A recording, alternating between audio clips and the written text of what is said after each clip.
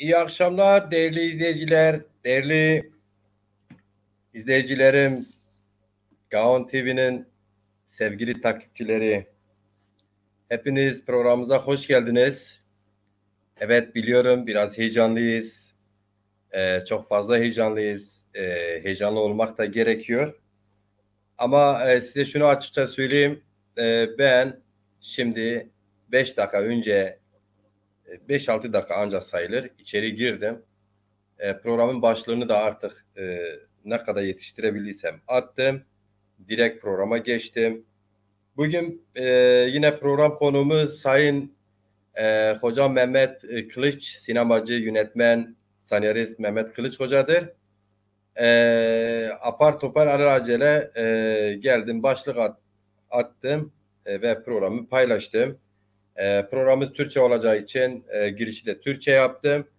Az sonra Sayın Mehmet Kılıç Hocam'ın gelişiyle birlikte biz sinemada gerçeklik Yılmaz Güney sineması ve Sayın Mehmet Kılıç Hoca'nın çevirdiği filmleri, çalışmalarını irdeleyeceğiz. Ayrıca kendisi de niye sinemada gerçekliği üzerinde yoğunlaştığı, onun esas aldığını sorularımız olur. Sizin sorularınız olursa sorular soracağız.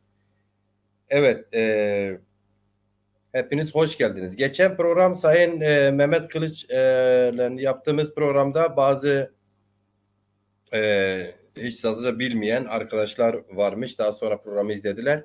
Belki yorumlarda siz de fark ettiniz. Sayın Ciro'nun girişteki konuşmasını anlamamışız falan.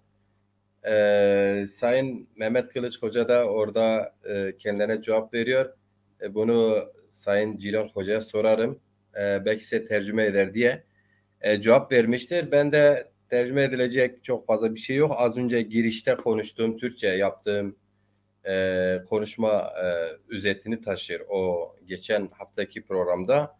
O iki değerli arkadaşlarımıza böyle cevap olmuş olalım. Evet Sayın Kılıç'a ben şey göndereyim, linki göndereyim. Gelsin biz programımıza başlayalım. Bu arada çok değerli izleyici arkadaşlar hepinize ricam.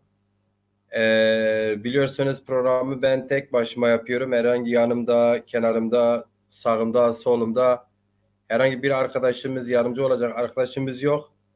Ben de sabahleyin erkenden gitmiş. Daha az önce yeni gelmişim.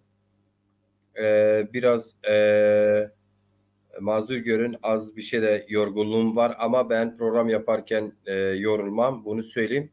Ama yorgunluğun etkisi olur. Lütfen siz de yardımcı olun izleyici arkadaşlar. Bu programı geniş kitlelere ulaşması için lütfen siz de programı paylaşın, sayfalara paylaşın. Sayfalara paylaşmadan ziyade bana göre arkadaşlarınızı programı izlemeye davet edin. Bu ikinci bölüm sinema üzerindeki programımız olacak. Üçüncü bölüm de haftaya cumartesi. Gene Sayın Mehmet Kılıç Hoca ile programımız devam edecektir efendim. Evet şimdi linki atıyorum. Şu an ben sizi göremiyorum. Sizler beni görebiliyorsunuz. Messenger'e gitmişim. Sayın Mehmet Kılıç Hocama linki attım. Evet. Sayın Kılıç beni izliyorsan link Messenger'inize geldi efendim. Buyurunuz linki alıp geliniz programımıza kaldığımız yerde devam edelim. Bu arada bir bakayım sayın konuklarımıza bakalım kimler var bizi izleyen kimler var hangi misafirlerimiz var. Baran Agit Herame iyi akşamlar size de dost. Dediğim gibi programı alabildiğine arkadaşlarınızı programa davet edin. Nasıl davet edersiniz? Programı paylaşım moduna basıp onların messengerlerine gönderebilirsiniz. Bu noktada biraz yardımcı olun. Herkese göndermeyin. Biraz kültüre, sanata, bilime, sinemaya, müziğe yani kısacası sanata, genel kültüre ve sanata ihtiyaç duyan, ilgi duyan arkadaşlara gönderseniz yeterlidir. Öyle diyeyim. Hürsünüz. Göndermek isteyen arkadaşlar için böyle bir çağrım var. Evet efendim. Ben şimdi Sayın Mehmet Kılıç Hoca'yı bekliyorum. Kendisine link attım. Sayın Kılıç Hoca beni izliyorsan linki atmışım. Messenger'e bakınız. Evet geldi. Sayın Kılıç Hoca geldi. Maşallah hoş geldiniz hocam. Sayın Kılıç. Merhabalar, iyi akşamlar. Ciron Bey nasılsınız? İyiyim efendim. Sizi sormalı. Siz nasılsınız? İyisiniz? İyiyim efendim, ben de teşekkür ederim. Sizi gördüğüme sevindim Ciron Bey. Ben de aynı duyguları besliyorum. Evet, Hatırlarsın ki az önce yarım saat önce de beni aradınız falan. Ben daha çalıştığım iş yerindeydim. Apar topar geldim, başlık attım. Valla kusura bakmayın ben bir çay da bu arada girdiğim gibi önce çaydanı koydum, bir çay demledim. Henüz bizim orada İsmailıların çayı derler. Yani iyi dem almamış çay, açık çay İsmailıların çayı derler. evet, evet. Böyle bir çay da koydum masaya, içerim inşallah. Hı hı. Sayın Afiyet hocam, olsun. tam ekran yapsanız telefonunuzu tam ekran yapamaz mısınız? Valla onu şu an yapmaya çalışıyorum zaten. Evet, bekliyorum ben sizi. Bir saniye, çok affedersiniz. Şu an onu ayarlamaya çalışıyorum. Rica ederim hocam. E, Olması gerekiyor şu an. Oldu mu? Evet, Tamam. şu an oldu. Evet, şu an oldu Ee, gibi. Şu an güzel. Peki siz önce beni izleyerek geldiniz değil mi hocam? Evet, ben izledim sizi az önce. Evet, şimdi isteyen arkadaşlar kendi arkadaşlarına Messenger'e bizim programımızı ilgi duyan, özellikle Evet, kültüre, sanata ilgi duyan arkadaşlara Messenger'e paylaşabilirsiniz. Onların Messenger'lerine paylaşabilirsiniz. Ya da onları evet. davet edebilirsiniz programa efendim. Ben kendi hesabımda paylaştım zaten. Sizin programınızı ben kendi haber kaynağımda paylaştım. Oradan görenler inşallah dahil olacaktır. Ciron Bey. İnşallah. Sayın hocam biliyorsunuz Evet, hakikaten hani siz bir sinemacı olarak sinemanın işte mutfağını biliyorsunuz. evet, Kameranın arkasını biliyorsunuz. İşte o repliklerin defalarca kaydını, daha sonra evet, montajını ne bileyim biliyorsunuz yani. evet, Şimdi benim yaptığım iş de öyle hakikaten basite alınacak kolay bir iş değil. evet. Böyle biraz eğer profesyonele yakın bir şey yapmaya çalışıyorsan Hı hı, e, işte Türkiye koşullarında işçiysen, çalışıyorsan, emeğiyle geçiniyorsan hı apar hı, topar gerisi hiçbir danışmanın yok. Hiç başlık atanın yok. evet, Ne bileyim yoksa öyle kolay değil. Ben de yetiştiremiyorum bazı şeyleri. hı hı, Evet hocam. O yüzden arkadaşlara rica ediyorum. Samimi olan arkadaşlarını davet edebilir diyorum. Böyle yardımcı evet, olsunlar diyorum, istiyorum. evet. Peki hocam nasıl geçti? Bu geçen haftadan bu yana pek görüşemedik zaten biliyorsun. Bir iki kere sohbet ettik. Evet. E, evet. Şimdi Zamanınız nasıl önce geçiyor? efendim, Zamanınız nasıl geçiyor yani? e, valla iyi geçiyor Ciron Bey. Yani uğraşıyoruz. Daha önce bahsettiğim gibi üzerinde çalıştığım bazı projelerim var. Onların üzerine bir şeyler yapmaya çalıştım. Bir takım senaryolar vardı, bahsetmiştim size. Onlar üzerinde birkaç değişiklik yaptım. Bir de e, bir iki sponsor var, onlarla görüşüyorum. Belki bundan sonra yapacağım filmlerde destek olma amaçlı. Şu an öyle devam ediyor. Bir de Ciron Bey, bir müjdeyi de vereyim şimdiden. Bir Evet. şiir kitabı yazmıştım. O tamamlandı. İnşallah bundan sonraki süreçte ilerleyen zamanda onun yayın süreci olacak. Bunu da buradan söylemiş olalım. Genel Yani olarak baskıda çıktı mı hocam? yok, şu an yayınlamadım. Son hazırlıkları tamamlandı. İnşallah birkaç ay sonra, yani şu an net bir şey söyleyemem ama bir 5-6 ay bilemedim 7 ay sonra inşallah onu yayına vereceğiz Ciron Bey. Ne güzel. Siz o zamana kadar zamanımız daha kışa doğru olur. Mükemmel Evet, olur. evet, Biliyorsunuz ben de dün hem paylaştım, bugün paylaştım. Bizde Zazaların bayramı Gagan var. Gagan biz çoluk çocuk evet, herkes kutlardı mutlaka. Son evet, yıllarda kesinlikle. unutulmaya yüz tutmuş sadece bizim bazı bölgeler ve özellikle Dersim'deki aydın insanlarımızın duyarlılığı e, çerçevesinde kutlanıyor. Biraz marjinale düştü. Eskiden halk komple kutlardı. Biz şimdi Evet, onu hem politik hem kültürel olarak bir bayram olarak biliyorsun halklar bazı bayramlarıyla bazı efsaneleriyle var olurlar. kesinlikle. E, 18 kısmet olursa 18 Aralık 2021 Antalya'da Evet, 18 17 18 Ocak 2022'de de Elazığ merkezde evet. iki gece üstte yapacağız inşallah. İnşallah Ciron Bey. Yani çok memnun oluruz bu tür aktivitelerin olması bizi mutlu eder tabii ki.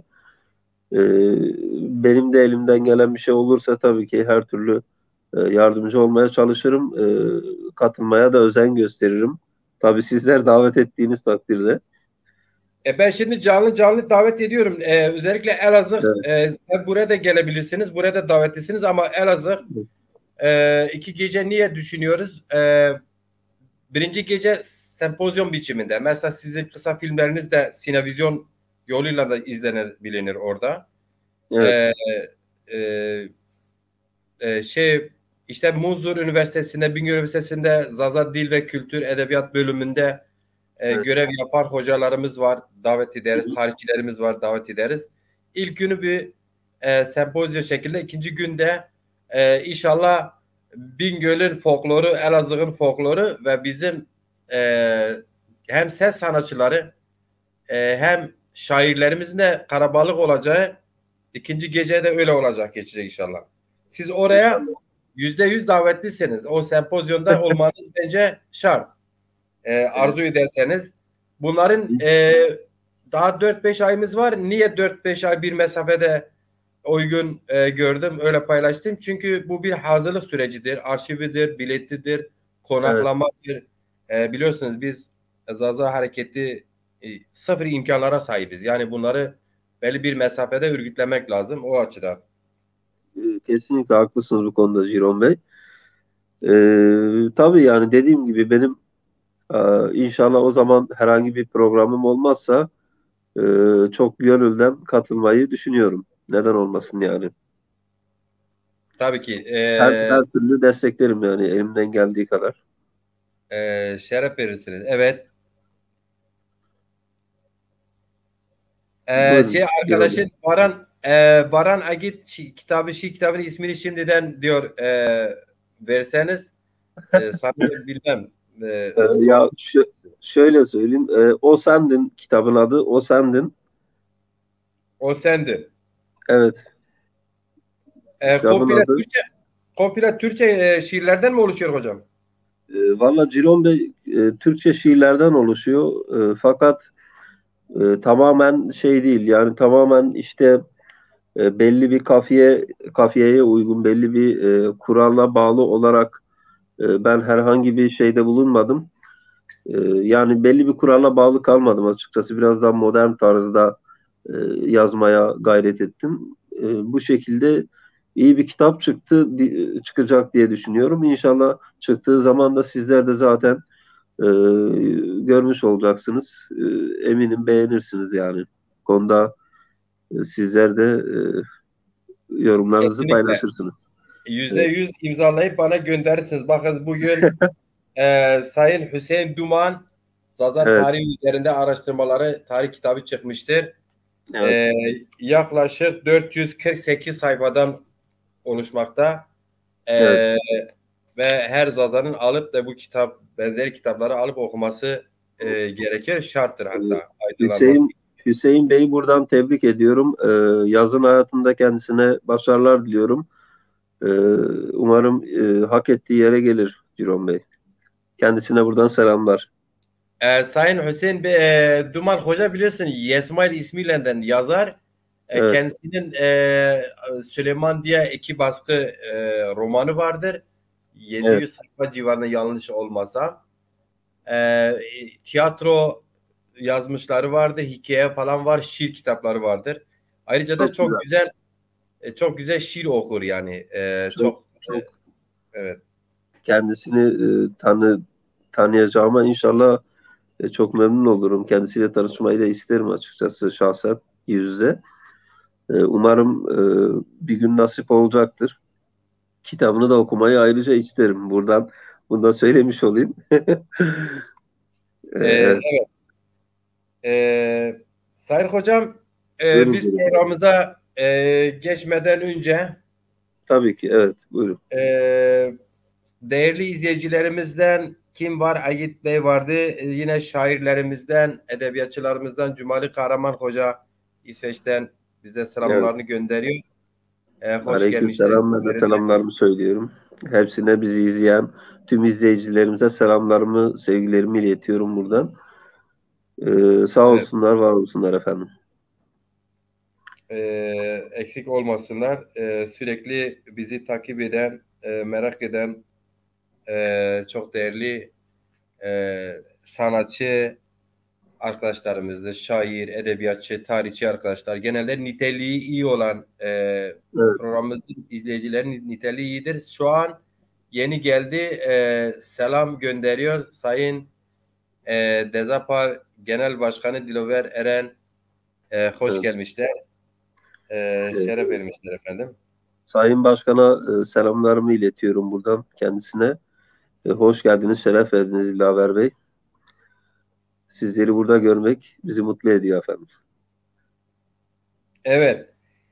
E, Yani şu an sormasına bir sakınca yok sanırım Sayın Kılıç Hocam. Şu Evet, an Antalya Alanya ilçesindesiniz herhalde değil mi? evet Alanya'dayım Ciron Bey, aynen. E, Ne icap etti? Yani kısaca biraz böyle nasıl icap etti? Şöyle söyleyeyim Ciron Bey, ben daha önce de hani program öncesinde sizinle konuştuğumuz gibi bir proje üzerine davet edildim, bir tanıtım filmi üzerine. Şu an onun için gelmiş bulunmaktayım. Ekstradan benim kendi projelerimi de yani iş haricinde çekim olmadığı zamanlarda kendi projelerimi işte yazacağım senaryoları, filmleri onlar üzerinde çalışıyorum. Genel itibariyle bu şekilde devam ediyor. Ama otel tanıtımı için geldim ya. Tanıtım filmi çekiyorum şu an. Sizin çektiğiniz bu otel tanıtımları tabii ki televizyon ve benzeri yerlere Yok, vermiyor değil mi? Yoksa yok, yok. nasıl oluyor? Orada maalesef yayınlanmıyor. Biraz özel sektöre girdiği için o bakımdan biraz daha kişiye ait yapılıyor diyeyim size daha doğru olur.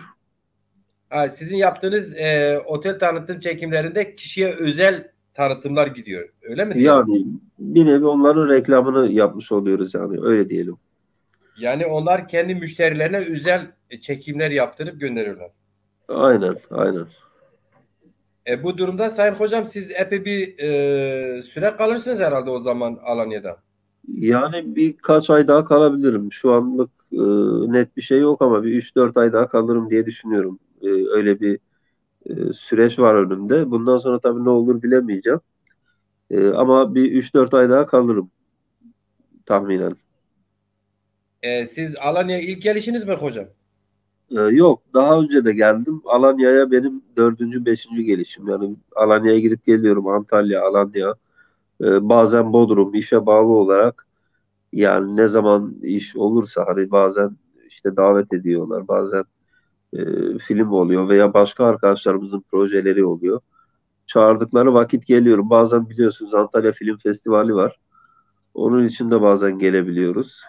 Genel itibariyle bu şekilde devam ediyor yani. Sayın Hocam, Kılıç Hocam siz Antalya Film Festivallerine katıldınız mı hiç? Şöyle söyleyeyim, daha önce davet edildim ama fırsatım olmadı katılmaya. Ee, bu geçen festivalde de katılacaktık. İşte bu pandemiden dolayı biliyorsunuz birçok festival maalesef iptal oldu. O yüzden fırsatımız olmadı ama inşallah bundan sonra en azından katılacağız. Fakat Malatya Film Festivali'ne katıldım. 9. Malatya Film Festivali. E, Öyle mi? aynen, Evet. aynen. Ondan sonra 14. Film Festivali. Oradan da zaten filmimiz gösterim aldı. TİFF Film Festivali'nden ödül aldık. Bu şekilde ilerleyen bir festival sürecimiz oldu. Ciro Bey. Peki Sayın Hocam, Evet. Alanya'da 3-4. keredir geliyorsunuz. Kendinize göre belli bir çevre yaptınız mı? Var mı orada Diyarbakırlılar var mı? Hemşerilerden kimse var mı? Var var Ciron Bey. Şöyle yani kendi hemşerilerim olup da burada ikamet eden değerli dostlarımız da var. Burada işte gelip iş gereği yani gurbete gelip çalışan eşimiz, dostumuz da var tabii ki. Onlarla zaman zaman fırsat buldukça görüşüyoruz, konuşuyoruz yani öyle devam ediyor. Evet hocam. Burada özellikle buradan da söylemiş olayım. Çok kıymetli bir dostum var. Hüseyin İlker Duman Konyaaltı'nda oturuyor. O da Antalya'da. Kendisine buradan selamlarımı, sevgilerimi iletiyorum. Muhtemelen izliyordur o da bizi. E, Çok kıymetli bir senarist arkadaşım o da. E, Ona da buradan selamlarımı iletmiş olayım. Geçen bana sitem etmişti. Programa ulaşamamış herhalde ilk başta. Bir Öyle özür mi? olarak buradan evet. Bir özür olarak buradan şimdiden e, özrümüzü dileyelim. E, izliyorsa inşallah bizleri hatamızı telafi etmiş olduk yani. Evet, benden de kendilerine selamlar, saygılar. Antalya Konyaaltı'nda yaşıyor, oturuyor. İyi bir senarist diyorsunuz. İyi bir Memleketi senarist, nere? çok iyi bir yazar, geleceği çok parlak Cirome. Ben kendisiyle birkaç projede birlikte çalıştık. Çok kıymetli bir arkadaşımdır. İnşallah size de uygun olursa kendisini size öneririm. Bizzat konuk etmenizi de tavsiye ederim açıkçası. Bilgili bir arkadaştır, iyi bir sanatçıdır Ciron Bey. Hay hay, tabii ki bizim Antalya'da düzenleyeceğimiz geceye de o zamana kadar konuşuruz sizinle. Kendileriyle de konuşuruz. Evet. Kendileri nereli? Buralı mı? Kendisi aslen Trabzonlu Ciron Bey ama Antalya'da yaşıyor. E, Antalya'da yaşıyor. Kaç yıl oldu bahsetti ama şu an tam olarak hatırlayamıyorum. Evet, evet hocam. Aynen. Makale de Peki, yazıyor. peki. Biz şimdi programımızın sorularına geçersek Sayın Hocam, Evet. e, şöyle birinci sorumuzdan başlayıp da geçelim. Şimdi Olur. biliyorsun sanatta gerçeklik akımı diye bir akım var. Bir de sanırım görsel göreceli mi ne diyoruz ona? E, Gösterge bilimsel mi? efendim hocam? Gösterge bilimsel anlamında mı söylediniz? Evet. Evet, gösterge bilim. Genel olarak bütün zaten sinemanın temel ana dilini oluşturan bir dal. Doğrudur. Evet, Sayın Hocam, biz tabii ki bugünkü programımızın konuğu sinemada gerçeklik. E, ilk sorumuz ölümsüz Sayın e, Zazaların da yıldızı, Türk sinemasının da yıldızı aslında, dünya çapında yıldızı. Evet, E, rahmetle anıyorum. Yılmaz Güney anmadan da evet. geçemeyiz. Tabii Türk ki. Tabii ki. sinemasında Yılmaz Güney biliyorsun gerçekliği oynamıştır. E, Yılmaz Güney sinemasını kendinize göre kısaca yorumlar mısınız hocam? Birinci sorumuz böyle gelse. Tabii ki. Tabii ki. Tabii ki. Öncelikle büyük usta Yılmaz Güney'i saygıyla, sevgiyle ve özlemle anıyorum. Kendisi benim sinemaya başlamamdaki en büyük e, etkenlerden bir tanesi, en büyük sinemacılardan bir tanesi bana göre. Onun sinemasını tarif etmek bana göre sayfalara sığmaz, programlara sığmaz. Çok büyük, çok kilit bir isim. Fakat genel olarak kısaca kendi düşüncelerimi sizinle paylaşmak istiyorum Ciron Bey. Yılmaz Güney sineması dendiği zaman biraz eski Yeşilçam'a doğru gidersek efendim, genel olarak filmlerde belli kalıplaşmış bir takım konular vardır. Mesela nedir bu konular? İşte zengin kız fakir olan, e, ondan sonra birbirini taklit eden bir takım filmler vardır mesela. Onlar birbirinin kopyası niteliğinde olan filmler vardı. Mesela sürekli günümüz dizilerinde de mesela denk geliyorsunuzdur. Her şey toz pembe. İşte hayat Türkiye'de hani herkes sanki mutluymuş gibi, herkes işte e, herkesin hayatı yolundaymış gibi, hiçbir sıkıntı yokmuş gibi filmler anlatılırdı mesela Yeşilçam'dan bu yana. E, Yani çok güzel, çok kaliteli filmler var. Onları tenzih ederim. Onlara saygım sonsuz. Onları hiçbir şekilde karıştırmıyorum. Sadece bu tarzda film üretenler için söylüyorum ben. E, Yılmaz Güney bu kalıplaşmış bütün sistemi alt üst etti Ciron Bey.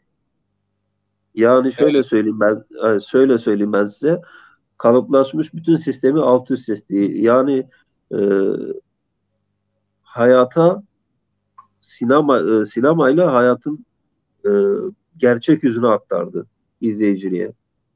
Ya bir an izleyici ne oluyor dedi yani. Çünkü belli kalıplaşmış şeyler var. Filmler birbirini tekrar ediyor ve böyle bir insan geliyor. E, Öyle filmler yapıyor ki hayatın içinden halkın, ki zaten halkın Yılmaz Güney'i sevmesinin e, ana nedeni de bu.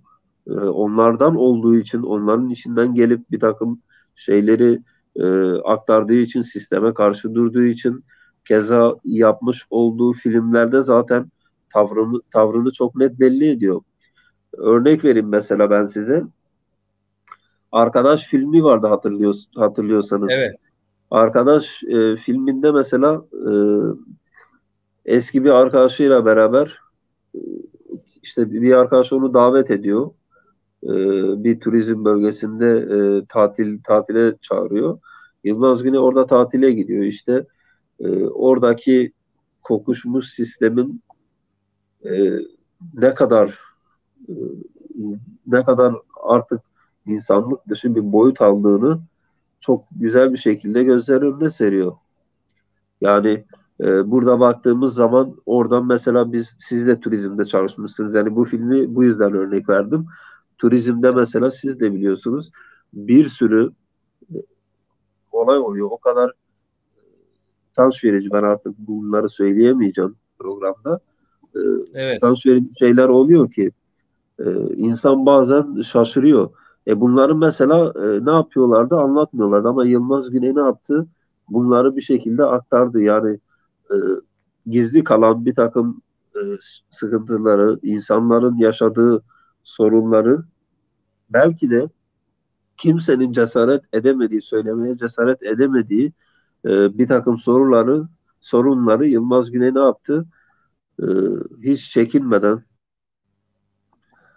herkese dik bir duruş sergileyerek e, müthiş bir şekilde cevap verdi diye düşünüyorum. Ayrıca ki zaten Cannes'da biliyorsunuz altın palmiye alması da zaten bunun en büyük kanıtlarından bir tanesi. Maalesef bu durumu çok üzülerek karşılıyorum. Türkiye'de onun bedeli ağır oldu ama ödülünü Cannes'da aldı. Yani çok büyük bir ödül aldı. Keşke öyle olmasaydı ama maalesef işte e, bizde sanata ve sanatçıya verilen değer e, maalesef bu şekilde. Biliyorsunuz Diriliş var. Bu son zamanlarda Leonardo DiCaprio'nun oynadığı. Aynı zamanda Evet. yanılmıyorsam Oscar kazandırmıştı ona. O filmin yönetmeni bile Yılmaz Güney'in hayranı, e, Gonzales. O Ben de onu filmin diyecektim. Sayın Kılıç Hocam, Yılmaz e, Güney'in sanatı, e, sinemadaki gerçeklikle ilgili sanatı ve yaratıcılığı, o evet, kalıpları yerle bir etmesi aslında dünya çapında, yani tabii ki, sınırların tabii ki. dışına taşınmıştır. Yani Yılmaz Güney bir dünya yıldızı kendi döneminde aynı zamanda. Sadece kendi döneminde değil Ciron Bey. Mesela bunlardan en büyük kanıtı sizin karşınızda duruyor. Ben de onun sinemasından etkilenen bir sinemacı olarak sanat yapmaya çalışıyorum. Hiçbir şekilde ben onun gibi bir sinemacı yetişmez. Onu kastetmiyorum.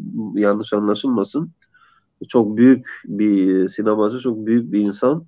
Türkiye'nin yetiştirdiği en büyük dehalardan bir tanesi. O ayrı bir mevzu.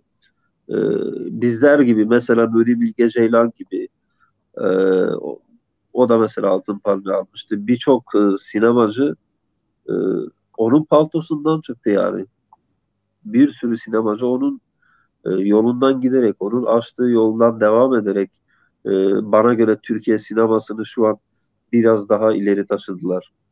Ki zaten sadece sizin söylediğiniz gibi sadece Türkiye'de değil yani dünyanın birçok yerinde keza Ken Loach vardır bilir misiniz bilmiyorum. Ken Loach da mesela işçi sınıfını anlatan dünya çapında büyük bir sinemacıdır. O da aynı şekilde e, Yılmaz Güney'den etkilenmiştir. Yani çok o da çok Sayın büyük bir Kılıç Hocam, sinemacıdır. Evet, siz de farkındasınız. Sosyal medyada belki binlerce sayfa Yılmaz Güney adıyla aktif halen. Yani o kadar evet, hayranları halen var evet. ki yıllar geçti. Sistem o kadar onu unutturmaya çalıştı. Filmleri Geçen programda yayınlanmıyor da zaten. Evet, filmlerini yayınlamadıkları halde hala bir televizyonda bir filmini, herhangi bir filmini yayınlamadığı halde evet. tamamıyla bir sansör. Yılmaz Güney ölümsüz, her ne kadar Paris'te yatmış olsa da ama ruhu bu topraklarda hep halen devam ediyor ve dünya çapında Evet. dedim ki binlerce belki milyonlarca sayfa Yılmaz Güney adına var ve sosyal medyada Twitter'dan tut Facebook'tan diğer bütün ağlarda Yılmaz Güney'in tespitleri ya da sözleri sürekli başlıktır. Evet, E, O aynı zamanda sinemada der olduğu gibi evet, e, toplumsal yaşayışımızda da aslında Türkiye'nin dünya çapında bir lider, politik liderdi de aynı zamanda. Yani düşünceleriyle bir liderdi aynı zamanda Yılmaz Güney, öyle değil mi? aynen Ciro Bey. Şimdi bunun zaten temel nedenlerinden birkaç tanesini size anlatayım. E, Başlı başına mesela geçen programda biz Kemal Sunal'ı örnek vermiştik. Bunun başlıca nedeni zaten halkın acılarını yansıttığı için halk bu kadar sahiplendi Yılmaz Güney'i ve filmleri bu kadar e, yankı uyandırdı. Maalesef televizyonlarda gösterilmiyor, yasaklı ama e, onun etkisini bildikleri için onu yasakladılar zaten. Emin olun yani o filmler izlenirse mesela bugün Kemal Sunal'ın filmleri hala izlenebiliyorsa hala e, e, bir şeyleri televizyonda mesela anlatmaya çalışıyorsa o filmlerle Yılmaz Güney filmleri de aynı şekilde eğer o şekilde yansıtılırsa halk bilinçlenir yani insanlar bir şeylerin farkına varır. O yüzden o filmler yasaklı yani. Onları zaten yayınlamadılar. Zannederim ki hiçbir zaman da yayınlamayacaklar. Ama bu da şu demek olmuyor. Yayınlamayacaklar diye insanlara ulaşılmayacak demek olmuyor. Daha çok Yılmaz Güney takipçileri olacak, daha çok Yılmaz Güney sevenleri olacak. Yılmaz Güney'i takip eden bizler gibi sinemacılar olacaktır Ciron Bey. Kesinlikle Sayın Kılıç Hocam. Şimdi demişler ya doğrunun bir huyu vardır her zaman açığa çıkar. Şimdi Yılmaz Evet, Güney evet aslında efendim. Türkiye'ye erken gelen bir sanatçıydı. Yani Türkiye 100 yıl sonra ancak Yılmaz Güneyleri anlar. Biz o zaman Kesinlikle, yaşar mıyız kesinlikle. yaşamayız bilmem. Ama er Evet, geç Türkiye halkları, Türkiye halkı ve devlet sistemi de Yılmaz Güney'i anlar, özür de diler. Çünkü o bilimsel olarak 100 yıl sonra öngörerek sanatını icra etti. Gerçeklik kesinlikle. sanatı, halkın yaşayışını onun politik e, imgelerle anlattı hem de sade anlattı. Sokakta anlattı. Yani Halka kendisini anlattı. kısaca. Evet. Kesinlikle. Ama Şener Şen işte e, Kemal Sonel bunlar biraz evet halkın e, bir nevi gazını aldılar. Aslında devlet bunları sürekli niye izletebiliyor? Biraz işte demoralize olmuş, ekonomik olarak sıkıntı içinde, arabesk kültürüne bulaşmış, kaderci kitleleri biraz güldürmek. Bu da bir güldürme Evet. kültürüydü. Tabii ki bunlar da gerçekçi sanat yapıyor. Yani şey anlamda söylemiyorum yani yanlış anlaşılmasın. Ama Yılmaz Güney kendi başına her yönüyle bir lider. Dehaydı. Bir dehaydı Ciron Bey. Evet. Kesinlikle size katılıyorum. Bu konuda hemfikiriz ya. Yılmaz Güney zaten e, bütün onu tanıyan dünya genelinde onu tanıyan bütün sanatçılar onun bir daha olduğunu herkes kabul ediyor ki bu da zaten olması gereken bir şey diye düşünüyorum. Evet mesela Cumali Karamak hocam ne diyor? Diyor ki Yılmaz Güney, evet, halk yansıyan halkın yüzüdür ekrana diyor. yansıyan yüzüdür. Kesinlikle. Hemfikiriz Cumali Bey. Selamlar. Evet. Sayın Hocam eklemek istediğin bir şey varsa Sayın Kılıç Hocam bu soruyla ilgili ekli yoksa ikinci sorumuza geçelim diyorum. Cumali Bey'e ben katılıyorum Ciron Bey. Yani Yılmaz Güney gerçekten de halkın yansıyan yüzüdür. Zaten çok güzel bir cevap verdi kendisi. Bu konuda kendisine teşekkür Kesinlikle çok ediyorum. özetlemiş. Çok güzel özetledi. Aynen. Yılmaz Güney gerçekten çok büyük, çok deha, muhteşem bir sanatçıydı. Kendisini buradan tekrar rahmetle, hasretle ve özlemle anıyorum Ciron Bey. Evet efendim. Sayın Hocam biz bu bölüm sinemada gerçeklik bölümünde Yılmaz Güney ölümsüz Yılmaz Güney ile başladık. Evet, Şimdi ikinci sorumuzda artık bundan sonraki sorular biraz sizin çalışmalarınızla ilgili evet. sorularımız olacak. İkinci sorumuzu yöneltirsem şöyledir hocam. Kendi filmlerinizi çekerken en çok ne tür problemleri ile karşılaşıyorsunuz? Biraz bahseder misiniz hocam? Yani şöyle söyleyeyim Ciron Bey. Yani finans dışında mı o söylüyorsunuz yoksa finansla dahil olmak üzere genel olarak problemleri mi soruyorsunuz? Sayın hocam finans bu işin bir kısmı aslında önemli bir kısmı Evet, ama evet. geçen gün siz biraz da sitem ettiniz. Maalesef Hı bu hı. ülkede elit kesimin çocuğu olman lazım. Evet, İşte doğrudur. yakaları beyaz olanların çocukları olması lazım. Aynen. Sanatı da her şeyde onlar sadece askerlik yapmıyor. Askerlikten Evet, kaçıyorlar, vergiden kaçıyorlar. Başka bir yerde kendilerini öne atıyorlar. Maalesef evet, üzülerek söyleyeyim. Bu da bir gerçek. doğrudur. Peki yani bu soru birçok yönüyle siz geniş cevap verebilirsiniz bence. Hmm. O zaman şöyle söyleyeyim Ciron Bey. Yani ben film yaparken özellikle mesela belgesel çekimlerinde e, belgeselde her şey doğal Ciron Bey. Yani yönetmenin müdahale ettiği çok az şeyler oluyor. Yani sadece siz ekibe komut verebiliyorsunuz. Siz mesela akan olaya müdahale edemiyorsunuz.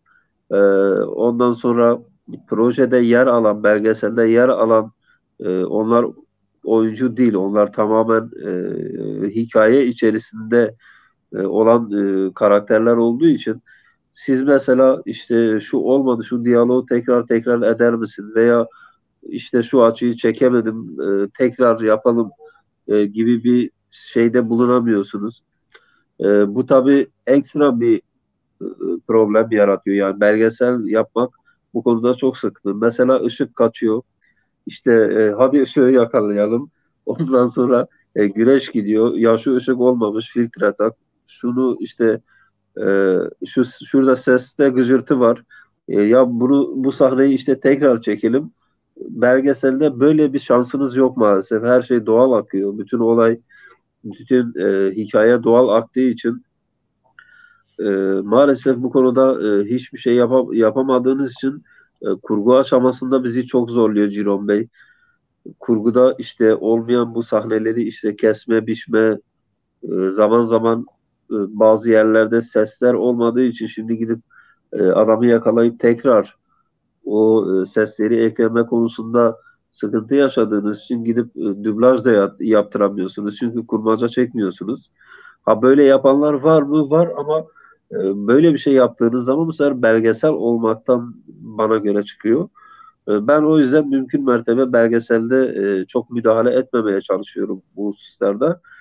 Örneğin yağmur yağdığı zaman mesela filmin konusuna göre tabii değişiyor biraz ama yağmur yağdığında mesela belgesel çekiminde çok sıkıntı yaşıyoruz. Ben biraz sonra size yine detaylı anlatırım. Tozlu Hayatlar diye bir film çektim. İnşaat işçilerinin hayatını anlatan. E, O filmde ben bir sürü vadiler atlattım yani mesela. Çok Evet. ekipten arkadaşlarım sakatlandı, ayaklarına çivi battı. Ben dördüncü kattan düşüyordum mesela neredeyse. E, Bir sürü vadiler atlattık. Belgeselde böyle şeyler olabiliyor. Biraz her şey doğal akıyor çünkü müdahale edemiyorsunuz. Bir de belli bir mesela kamera hareketi yok. İşte e, şu açıdan çekeceğim, kameraman şuradan çek falan diyemiyorsun.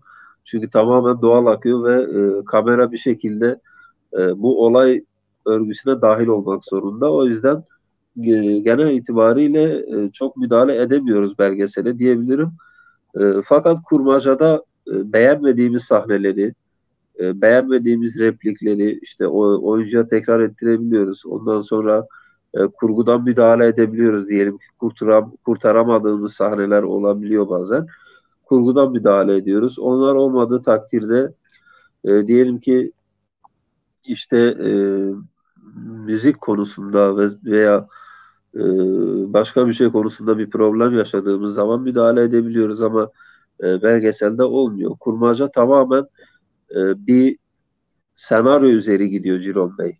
Yani belgeselde de bazı yerlerde bazı belgesellerde senaryo oluyor ama onlar biraz daha e, farklı tarzda senaryolar gerektiriyor.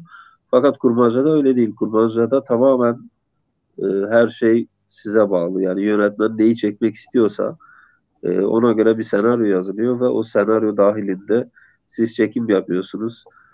Işıklardan tutun filmde izlemiş olduğunuz bütün her şey yapay. Tamamen yapay. Yani her şeyi siz yaratıyorsunuz. Yepyeni bir dünya yaratıyorsunuz yani kurmaca filmde. E, işte kostümcüsüdür, makyajcısıdır, ışıkçısıdır, sesçisidir. Ondan sonra sanat yönetmenidir, görüntü yönetmenidir. Bütün bunlar koca bir ekip. En düşük bütçeli filmler zannedersem bir 50-60 kişilik bir ekiple çekiliyor. E, Net bir şey söyleyemem filmin niteliğine göre değişiyor ama yani bir en küçük ekip bir 50-60 kişiden oluşan koca bir ekip oluyor. Bütün bu ekip bir filmi tamamlamak için uğraşıyor, didiniyor. E, Ve herkes bu konuda üzerine düşeni yapmaya gayret ediyor. Kurmaca bu konuda biraz e, avantajı var. Fakat belgesel çok çok farklı bir dal, çok çok zorlayan bir dal.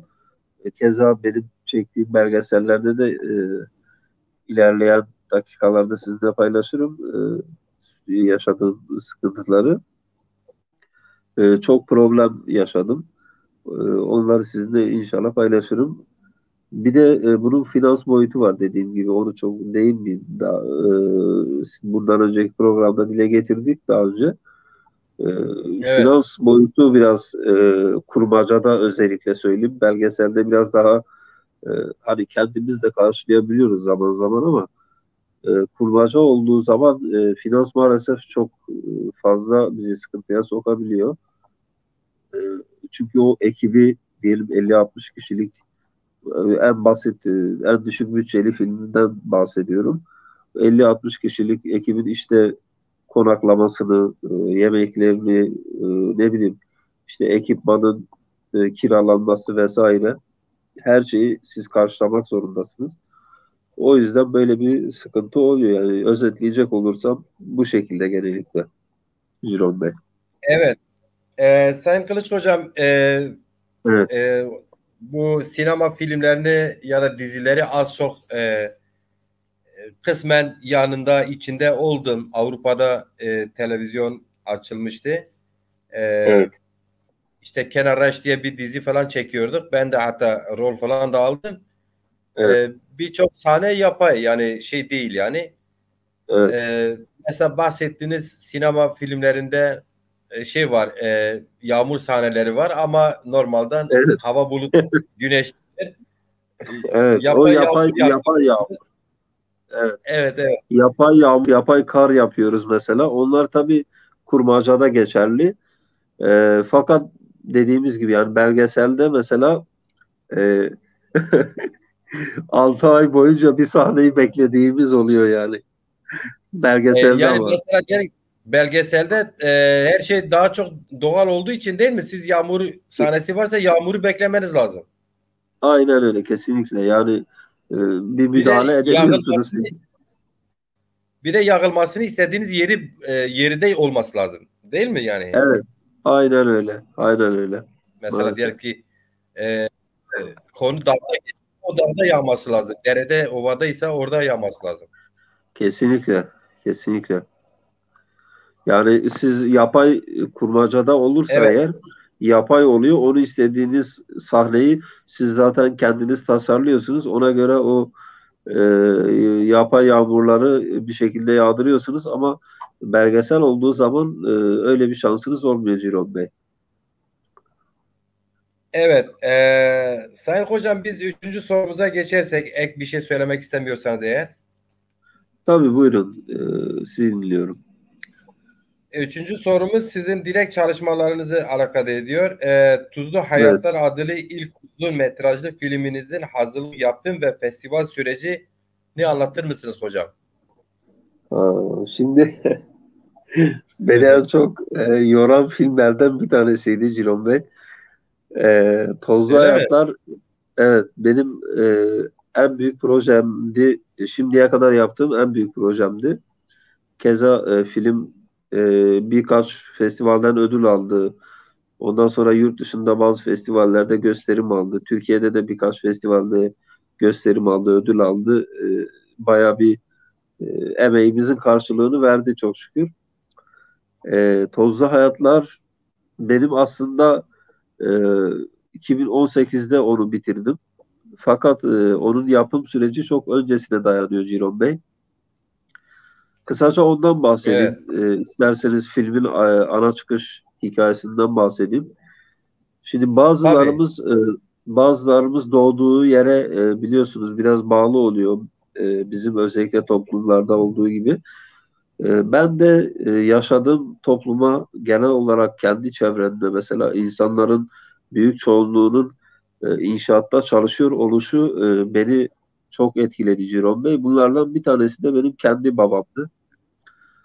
Babam inşaat işçisiydi ve parasını alamadığı zaman, işe gidip parasını alamadığı zaman, ondan sonra e, diyelim ki bir problem olduğu zaman mesela onu psikolojikmen etkiliyordu ve o eve geldiği zaman bize de yansıtıyordu, bir şekilde yansıyordu yani elde olmadan. Bu beni çok etkiledi Ciron Bey. Bir gün hatırlıyorum, çok küçüktüm o zaman. Eve gelmişti ve parasını alamamıştı. Çok ağlamak üzereydi yani. Dürüst olmak gerekirse açık söyleyeyim. Babanız Beni değil mi çok efendim? rahatsız efendim. Babanız mı? Evet babam. Evet Ciro Bey. Beni çok rahatsız Yaşıyor eden, musun? yok, vefat etti Ciro Bey. Allah Zaten rahmet eylesin. filmin, sağ olun, teşekkür ederim. Filmin zaten ana çıkış hikayesi de buradan geliyor. E, Beni çok rahatsız eden bir durum oldu. En son biliyorsunuz 2012 yılında yanlış hatırlamıyorsam haberlere falan da çıkmıştı. Bir üniversite öğrencisinin inşaattan düşüp öldüğü haberleri yayılmıştı. Haberi birçok televizyon kanalında. Belki siz de denk gelmişsinizdir. Bilmiyorum, haberiniz var Evet. mı? Evet. Yani 2012 yılında Evet. benim için, evet, benim için bardağı taşıran son damla oldu diyebilirim aslında. Çünkü biliyorsunuz Türkiye'de eğitim görüp de kendi alanında çalışmayan, gidip inşaat gibi veya başka sektörlerde maalesef çalışmak zorunda kalan bir sürü gencimiz var. E, ve bu tür sorunlar yaşıyorlar. Bunları da kimse maalesef anlatmıyor veya anlatamıyor. Bilemiyorum artık o kısmını. Benim için bardağı taşıran son damla oldu o haberi görmem ve dedim ki artık kendi kendime kızdım. Yap artık, bir şeyler yap dedim. Yani bu şekilde olmaz dedim. Yani e, ben zaten hani babamı da bu tür sıkıntılardan dolayı kaybettim. E, Artık tepem attı. Dedim ki ben bu filmi çekeceğim. E, Ondan sonra bir taslak oluşturdum Ciron Bey ve kapı çalma, kapı kapı gezmeye başladım. Gitmediğim kapı kalmadı filme destek olabilmeleri için. Fakat maalesef kimseden doğru düzgün bir yerden bir destek de alamadım. Ama biraz inatçı bir yapım var. E, Öyle ya da böyle ben bu filmi çekeceğim dedim ve o şekilde yola çıktım. Yavaş yavaş filmin taslağını oluşturdum. Bazı çekimlerini kendim yaptım. Filmin bazı çekimleri Elazığ'da çekildi. Bazı çekimleri e, işte Diyarbakır'da, bazıları Giresun'da, böyle farklı Türkiye'nin farklı yerlerinde çekimlerine başladım. E, Filmin yaklaşık bir 40-45 dakikasını ben kendim tamamen kendi bütçemle tamamladım. Sonradan Sedat Bey, Sedat Yetkin Bapir filme buradan selamlarımı iletiyorum. Kendisine teşekkür ediyorum. Filmin bitmesine az bir zaman kala benimle iletişime geçti ve sağ olsun filmin yapımcılığını üstlendi. O şekilde filmimi tamamlayabildim Ciron Bey ve e, çok zorlu bir süreçti. Mesela ben çekim yaparken zaten hazırlık süreci başlı başına problem. Aynı zamanda ben o zaman üniversite öğrencisiydim. Üniversitede okuyordum. Hem filmi tamamlamak e, hem de üniversitede okuyup da işte sınavlara git gel, derslere katıl. Yani bunlar da ayrı bir dertti benim için. Film süreci bir yıl sürdü. Çok çok zor geçti gerçekten. Çok böyle e, bizi sıkıntıya sokan bir süreçti. Örnek veriyorum, benim e, sesçimin ayağına çivi battı. Onu hastaneye kaldırdık. İki sesçi değiştirdik. Kameramanın üzerine kalas düştü Ciron Bey. Biliyorsunuz büyük Evet. kalaslar var. Onun üzerine kalas düştü. Ben de 2-3 gün boyunca sabit çekim yapıyorum görüntü yönetmeniyle birlikte. E, Aynı zamanda filmin görüntü yönetmenlerinden bir tanesi de benim. E, Bir gün e, işte üst üste sabah çekim yapmamız gerekiyor ve ben 2-3 gün üst üste uyumamışım. Yani birer saatlik uykuyla uyumuşum. Ayakta yatıyorum yani o derece yorgunum. Gözlerden uyku akıyor. Kamerayı aldım. E, işte dördüncü katta çekim yapacağız. Ustalar dış cephede diyelim sıva yapıyor. Benim çıkıp oradan onları çekmem lazım. Bizim bizim Evet. görüntü yönetmenimizin yükseklik korkusu var Cinon Bey, tamam mı? Bana dedi ki hocam dedi ben dedi korkuyorum, siz geçebilir misiniz dedi. Ben de baktım çare yok, mecburen bir şekilde hani benim geçmem gerekecek. Neyse çıktım dördüncü kata, kamerayı aldım, tam kayda girdim böyle birkaç saniye geçtikten sonra benim başım falan dönmeye başladı Ciron Bey, tamam mı? Ben dedim ki hani başta görüntü bulandı. Ben dedim ki kamerada mı bir sıkıntı var acaba? Lensiyle falan oynuyorum. Kamera sağlam. Kamerada bir sıkıntı yok. Sonra bir baktım benim gözler gitti. Benim başım döndü. Tam düşeceğim. Dördüncü kattan düşüyordum. Sağ olsun o çalışan ustalardan biri galiba beni fark etti. E, Yakaladı beni omzumdan. Sonra kucaklayıp ben bayılmışım o sıra. Beni alıp e, kenara bıraktılar. İşte biraz geçtikten sonra kendime geldim. Aynı şekilde bir sürü sıkıntı yaşadık Cilon Bey. Sırf filmi tamamen gerçeklik üzerine kurduğum için ve anlattığım için hikayeyi, filmi biz telif hakları için özellikle genel izleyici kitlesi alabilmek için Sinema Genel Müdürlüğü'ne gönderdik. Fakat bazı sahneleri beğenmediler. Galiba rahatsız oldular o sahnelerden. Filmden çıkarttılar o sahneleri. Film bize geri geldi. Ben ve kurgu yönetmeni arkadaşım oturduk.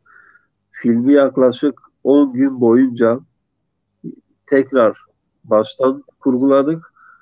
Tekrar geri gönderdik. Ondan sonra genel izleyici kitlesi için bize gerekli imtiyaz tanındı ve filmimiz artık festivale hazır hale geldi.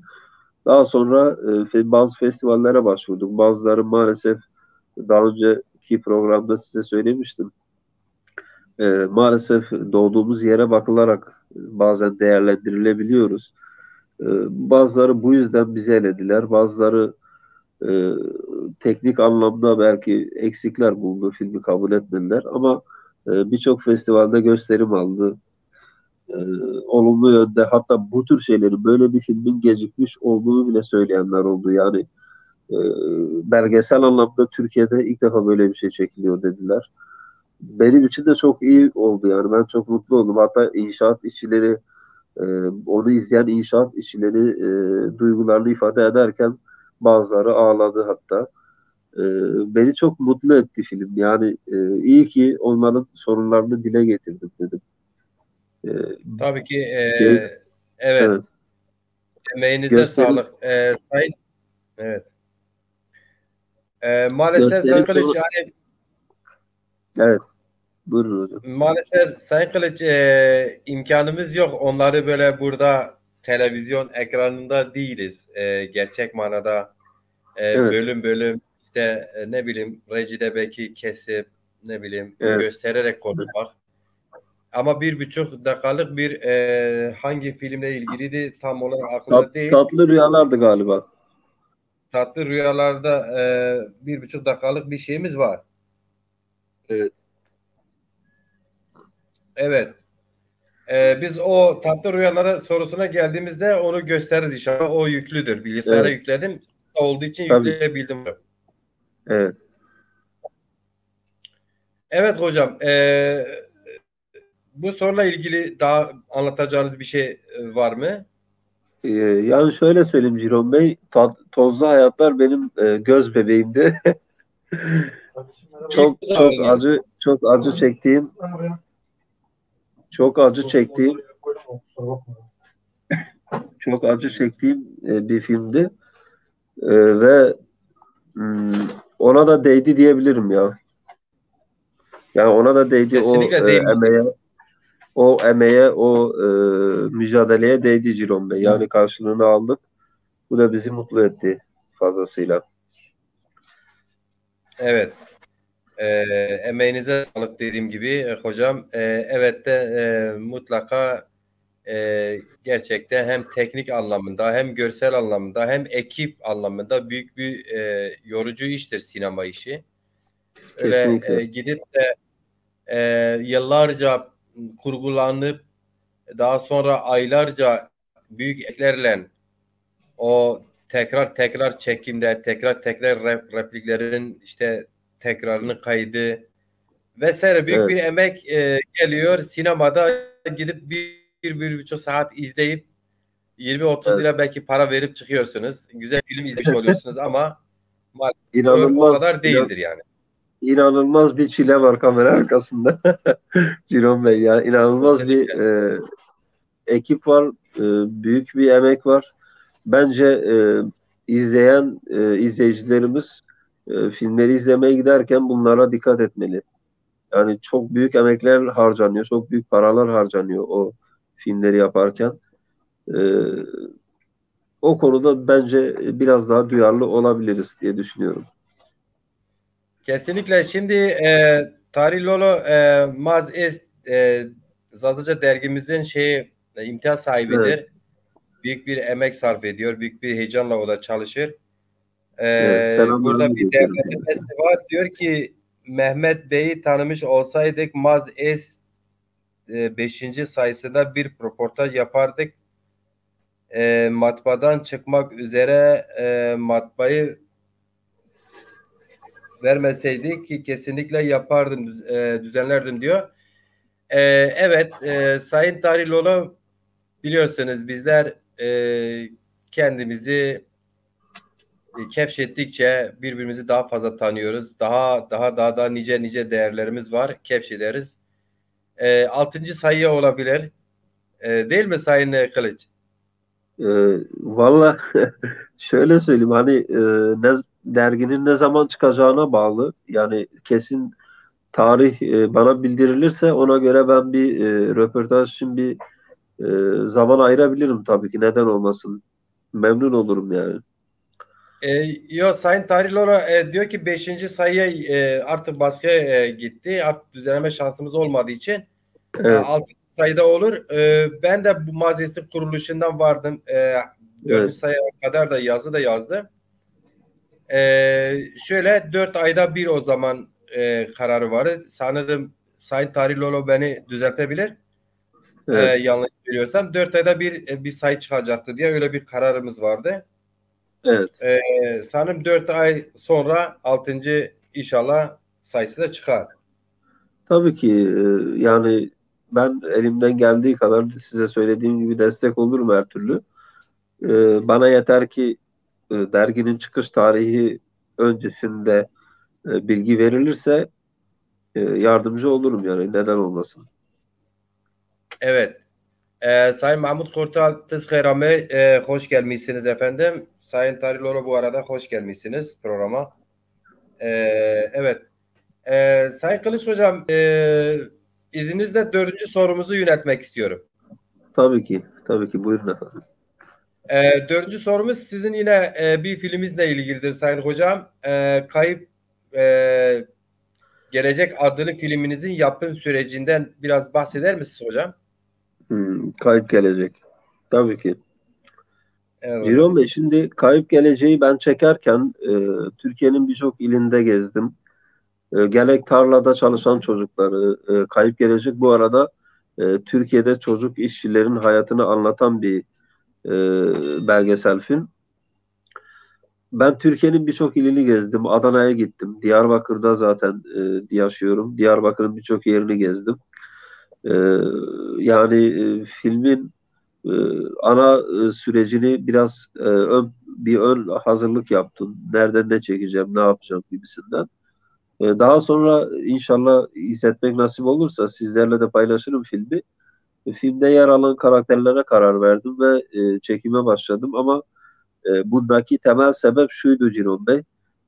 Bu Türkiye'de maalesef her anlamda olduğu gibi çocuk işçiler de inanılmaz düzeyde ve her geçen gün onların sayıları artıyor. Biz hiçbir şekilde buna engel olamıyoruz.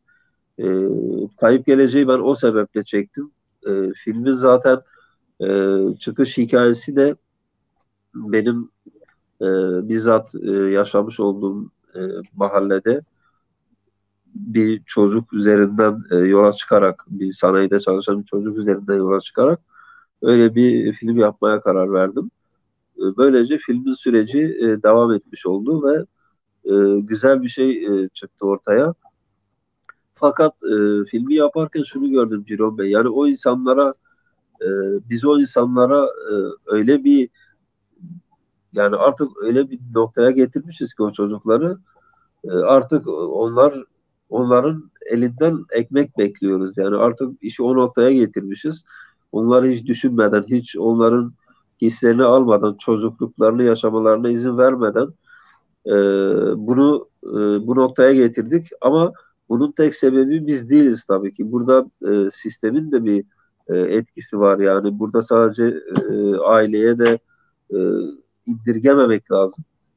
Fakat Sayın Kılıç Hocam, daha zaten tam Kılıç Hocam zaten tam da bunda sistem sorumludur. Yani evet, çok özür dileyerek bir parantez, estağfurullah.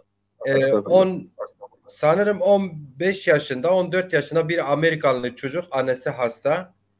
Evet, Günde evde var 50 yere iş sorar, iş bulamaz o yaşta.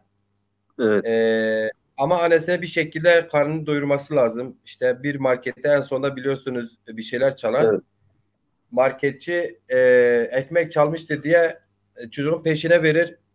O arada çocuk takılır, bir raf düşer. Raf zarar görür diye çocuğu mahkeme verirler. evet. Biliyorsunuz ki mahkeme verdiği kararı herhalde sanırım özetlemem gerekiyor mu? Tabii ki, Öncelikle buyurun. hakim diyor ki oğlum siz niye ekmek çaldınız diyor. Sayın Hakim Bey diyor, ekmeğe ihtiyacım vardı. Bir hasta annem vardı. Çalışan kimse yoktu diyor. Ben de işsizdim diyor. Günde diyor sabah çıkardım.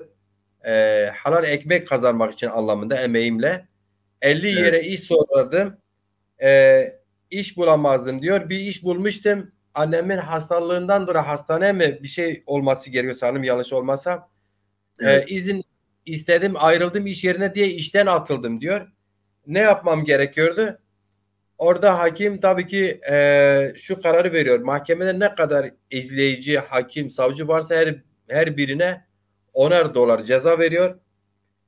E, ve kendisi de gözyaşlarını zor tutuyor. 10 dolara kendisi koyuyor ortaya.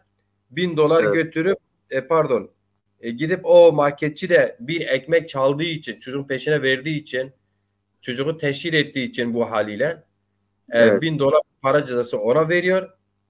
evet. Ve diyor ki bunun suçlusu sistemdir. Biz hepimiziz diyor. Bu çocuğun bu halde olması. Kesinlikle. Kesinlikle Ee, Ciron Bey. siz bu filmde Ciro- onu anlatmaya çalışmışsınız. Kesinlikle Ciron Bey. Ben bir de şuraya bir ek olarak bir şey daha söylemek istiyorum. Ben şuna inanıyorum Ciron Bey. Bütün dünyada olan bütün kötülüklerin temelinde ekonomi yatar. Ee, Maalesef ekonomik sıkıntılardan dolayı insanlar farklı yollara başvurmak zorunda kalıyorlar. Ben hepsini burada açıklayamayacağım ama hırsızlıktan, fuhuştan, çocuk işçiliğine, çocuk işçiliğinden birçok şeye kadar e, ben hani tanık olduğum kadarıyla söyleyeyim, tamamen ekonomik nedenlerden kaynaklanıyor diye düşünüyorum. E, Bunun temel sebebi de sistem efendim. Kesinlikle hocam.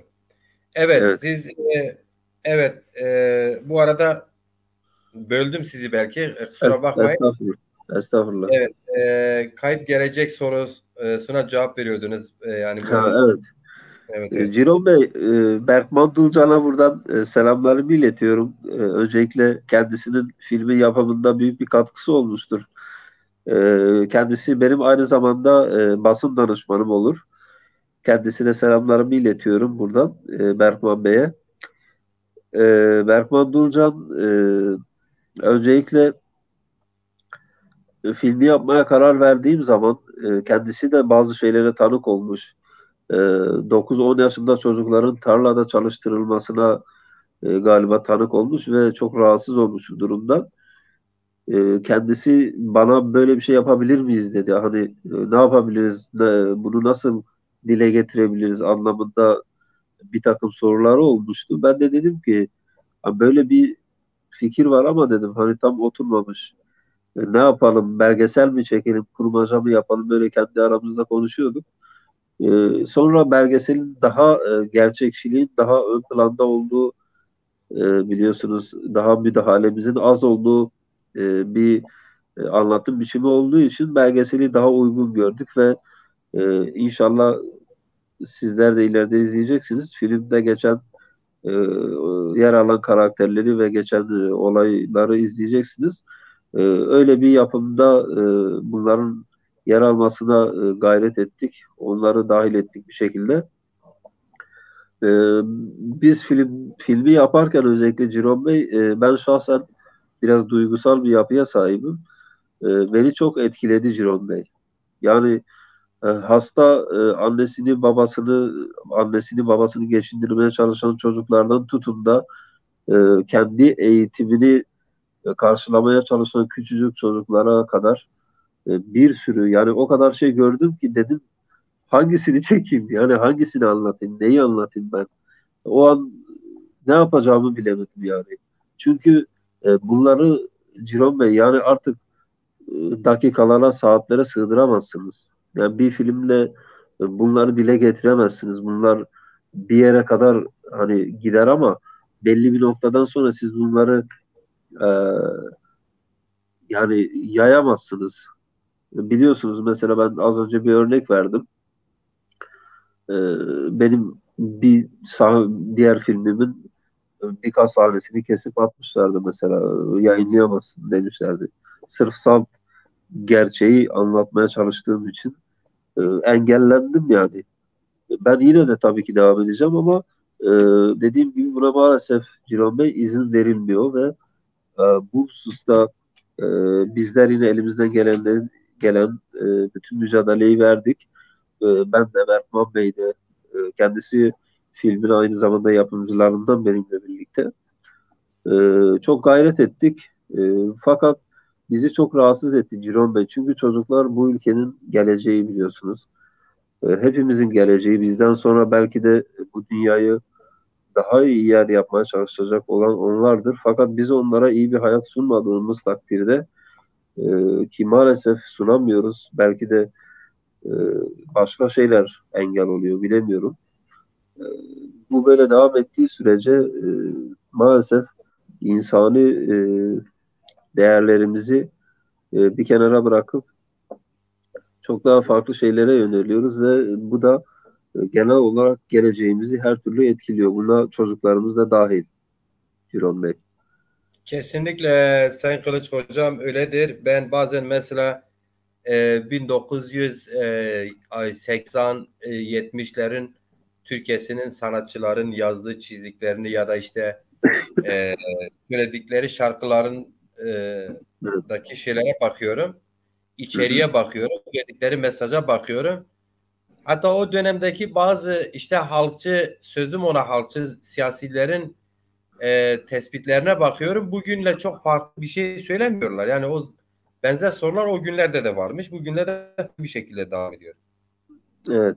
Şimdi şöyle ifade edeyim Ciron Bey. Yani e, ben sinemacıyım. Ben siyasetçi değilim. Siyasete de girmeyeceğim. Benim alanım değil çünkü. E, Onu uzmanları söylese daha makul olur. Fakat şu kadarını söyleyeyim.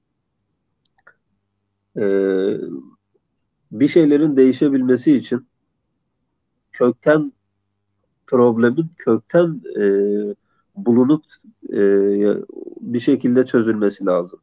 Yani biz sadece yüzeysel düşünüyoruz Ciron Bey. Yani yüzeysel baktığımız için, problemi yüzeysel çözdüğümüz için, işin altındaki temel soruna bakmadığımız için maalesef aynı sorunlar tekrar ediyor yıllarca ve karşımıza çıkıyor yani. Bunun temel sebebi budur diye Evet, düşünüyorum. kesinlikle. Yine Cumali Kahraman hocam ne diyormuş? Sosyal devlet yapısı olmadığı için ciddi sorunlar Evet. yaşanıyor. Maalesef, Evet. maalesef. Yani Sayın hocam Cumali Bey, izninizle biz bu evet izninizle biz beşinci sorumuzu yöneltmek istiyorum Sayın hocam. Eğer ki ek bir şey söylemek estağfurullah. istemezseniz. Yo, buyurun Tabii. tabii. Sizi dinliyorum. Ee, peki Tatlı Rüyalar adlı filminizin yapım sürecinden bahseder misiniz diye sorayım da sordum da hatta Bir isterseniz de o konu, bir buçuk evet, dakikalık bir filmimiz vardı bununla ilgili sanırım. Bu filmle ilgili fragman, değil evet. mi? Bir Fragmanı fragmanımız izleyelim var. isterseniz. Sonra devam edelim.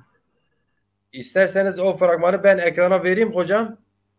Hı hı. Ondan sonra bu sorduğum sorunun cevabını sizden alalım hocam. Şöyle söyleyeyim Ciron Bey. Fragmanı bence sesle verin siz. Çünkü bazı kilit önemli cümleler var orada. Sesle birlikte verelim isterseniz. Fragmandan sonra ben sorularınızı yanıtlayayım. Uyar mı E, size? öyle yapacağım hocam. Zaten çok kısadır. Evet, evet.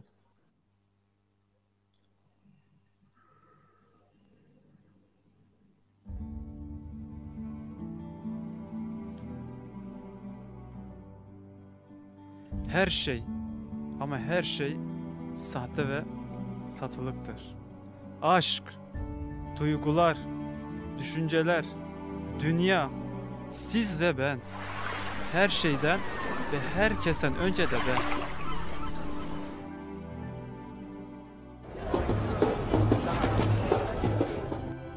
Modern dönemde özne ve nesne yer değiştirmiştir aslında. İnsanların ürettiği bir kültür yerine kültürün ürettiği insanlar oluşmuştur. Bireyi bu düzene uymaya zorlar sistem ve bu şekilde bireyleri aynılaştırarak kişisel hayat formunun bir örnekleşmesine sebep olur.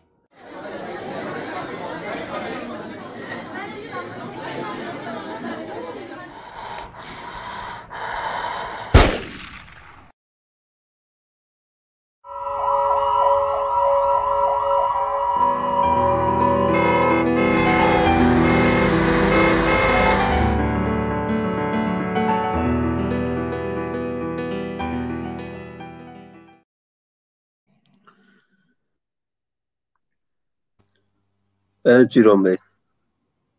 Evet hocam, bu arada dedim ya, apar topar işten geldim, başlık attım.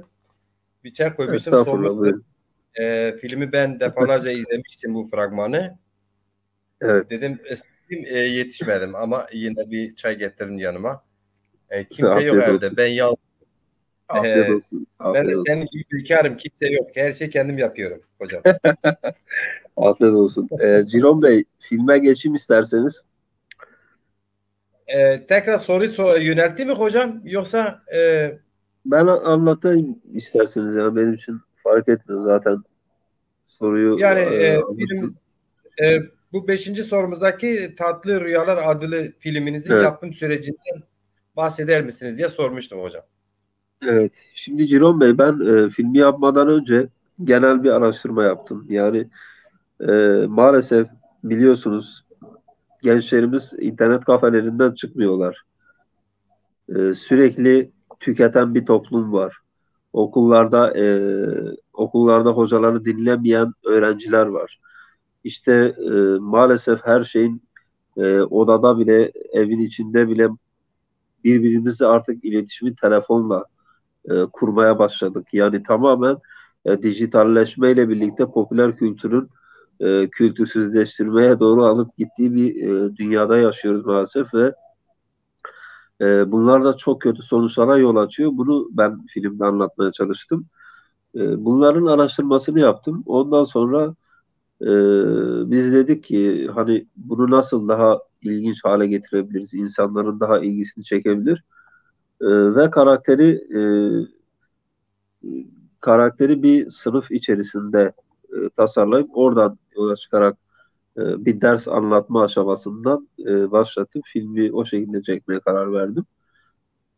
Karakterimiz sınıfta uykuya dalıyor Ciron Bey, popüler kültür dersinde. E, Hoca işte popüler kültürle alakalı bir şeyler anlatıyor. Karakter uykuya dalıyor. Şimdi karakterin ne olduğunu birazdan söyleyeceğim size. Evet. Karakter e, yoksul kitleleri görüyor Ciron Bey. Filmin tamamını size yolladım mı ben hatırlamıyorum da, inşallah izleyince göreceksiniz. Karakter yoksul insanları görüyor. Afrika'da aç olan insanları görüyor. E, Ondan sonra işte bu fast food alanlarının dolu dizgin oluşunu görüyor. Toplumun bütün bu süreci bilinçli olarak gördüğü halde hiçbir şekilde tepki vermemesini, hiçbir şekilde a, buna karşı çıkmamasını, yani ne olursa olsun e, göz ardı ettiğini görüyor ve acaba diyor, ben rüyada mıyım, yoksa diyor ben hani gerçek bir şey mi yaşıyorum, karar veremiyor, hocasını aramaya çıkıyor. Sonradan bir bakıyorsunuz, tabii karakter aslında şeyin içinde, rüyanın içinde, yani rüya görüyor. Orada aslında karakter şunu temsil ediyor Ciron Bey, toplumun kendisini. Dikkat Evet. ettiyseniz, dikkat ettiyseniz bazı yerlerde kalabalık yerlerde oluyor, bazı yerlerde deniz kenarında. En son dayanamıyor, kafasına sıkmaya çalışıyor, kafasına sıkıyor. Ondan sonra rüyası bitiyor. İşte tekrar sınıfa geri dönüyor. Yani o silah sıkma sahnesi benim sisteme bir eleştirimdir. Toplum tam uyanmaya çalışıyor diyorum. Ama iki güzel sözle tekrar uyumaya devam ediyor. Filmde izlerseniz tamamını görürsünüz. Bütün o olayları görüyor. Bütün o haksızlıkları, bütün o e, yaşanan olumsuz şeyleri görüyor. Fakat filmin sonunda tekrar uyumaya devam ediyor Ciron Bey. Yani Evet, böyle bir kesinlikle öyle. İzledim, ben birkaç defa izledim. evet, Dediğim gibi o komple buraya aktaramadım. evet. Kesip de biçip de yapamadım. Hı hı, Bu 1,5 dakikalık olan bölümü bunu yapabildik. Şimdi bu yayın yaptığım sistemde bilgisayar üzerinde yaptığım için evet, 5-6 dakikayı geçmemesi lazım. Film olur, hikaye olur. Önceden eğer ki hazırlanmış çekilmişse. anlıyorum. O yüzden buraya Anlıyorum. Evet. aktaramadım. Evet. Evet, Yani Ciron Bey şöyle söyleyeyim. Yani popüler kültürün genel olarak insanoğlunu götürdüğü noktayı anlatmaya çalıştım. Biliyorsunuz kesinlikle. artık her şey dijitalleşti. İnsanlar birbirleriyle sosyal bir varlık olan insan artık e, birbirleriyle iletişim kurmamaya başladı. İletişim kopukluğu yaşıyoruz. Genel anlamda artık birbirimizle mesela sohbet etmek yerine evlerde e, telefonla uğraşıyoruz. İşte oyun oynuyoruz veya bilgisayarda oyun oynuyoruz. Bir şekilde bir şeyler yapıyoruz. Gençlerimize baktığımız zaman e, internet köşelerinde veya kıraathane köşelerinde mesela aynı şekilde sürünüyor, devam ediyor bu süreç yani. Hiçbir şekilde bunlar bir nasıl söyleyeyim? Bunlar hiçbir şekilde kendilerini yani nasıl gelişebiliriz, nasıl daha iyi yerlere geliriz ve okuyup da bir şeyler araştırmıyorlar yani bunları yapmıyorlar maalesef. e, Popüler kültür genel anlamda insanları aptallaştırdı ve aptallaştırmaya da devam ediyor diye düşünüyorum. E, Ben bu filmi biraz buna tepki olarak çektim Ciron Bey. Bu durum beni çok rahatsız eden durumlardan bir tanesi.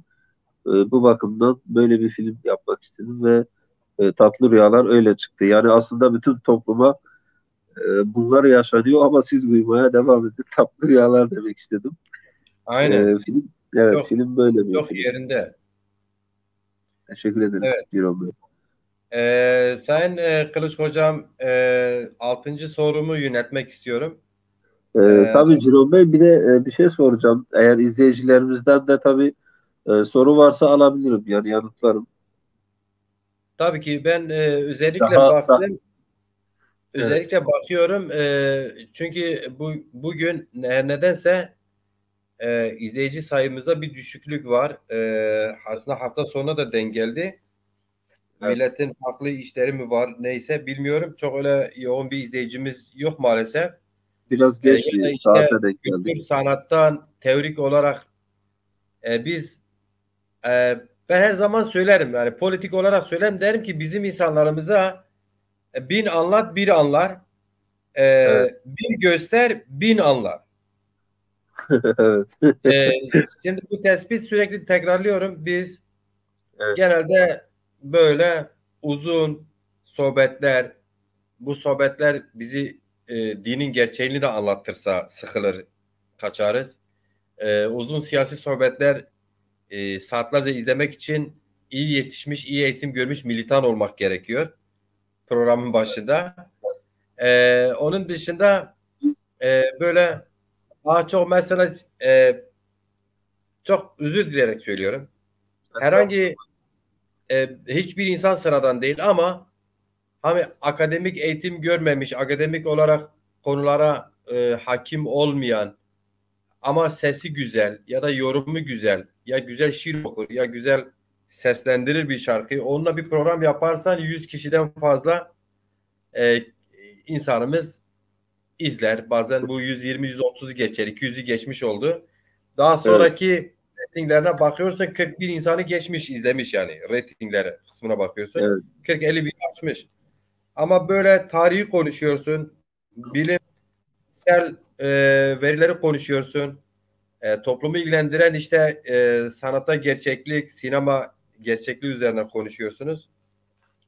Daha önemsenmesi lazım. Mesela bu batılı Rönesans'ı geçirmiş ülkelerde daha fazla önemsemesi lazım. Daha fazla izleyici bulması lazım. Maalesef düşük izleyici bulabiliyoruz. Önemli değil. Yani şunu söyleyeyim. Biraz geç saat de oldu aslında. Program biraz geç bir saate denk geldi. Size katılıyorum bazı konularda fakat onların da bir noktada kendilerine göre haklılık payı vardır diye düşünüyorum. Saygı duyarım yani her şeyden önce. E, Fakat kültüre ve sanata ne kadar değer verip sahip çıkarsak hayat standartlarımızın da ona göre e, bazı konularda düzeltilebileceğini düşünüyorum. Bunu da söylemiş olayım. Siz buyurun devam edin Ciron Bey. İletişim çağında iletişimsizliği yaşıyoruz. Cumali Karaman hocam diyor. Evet. Aynen öyle. Ya kendisine katılıyoruz. Zaten filmde de biz onu anlatmaya çalıştık sizin söylediğim gibi. E, Gayet net bir şekilde daha doğrusu anlatmaya çalıştık. İnşallah o anlatabilmişizdir. Umarım bir takım sıkıntılara değinebilmişizdir Ciron Bey. Kesinlikle verimli bir program geçen dönem sefer de yaptık. Geçen hafta da bu haftada Evet, bence niteliği daha yüksek bir program yapıyoruz. evet, Yani geçen haftanın gerisinde değil ilerisindedir. Bu programlar biliyorsun YouTube'da kalıcıdır. Sosyal medyada kalıcıdır. İsteyen istediği zaman, istediği yıllarda izleyebilir.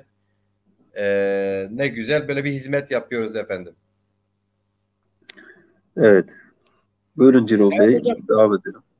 6. sorumuz şöyledir. En son çektiğiniz film e, ödül hakkındaki düşüncelerinizi bizimle paylaşır mısınız? En son çektiğiniz film ödül Ödül. hakkındaki düşüncelerinizi bizimle paylaşır mısınız? Bu ödül nerede alındı? Onu da biraz en son Şöyle, çektiğiniz film. Evet, evet. şöyle söyleyeyim Ciron Bey. Ödül filmin adı ödül. Öncelikle onu belirteyim. Filmi yeni çektim. Yani yaklaşık bir 2,5 ay, 3 ay falan oldu.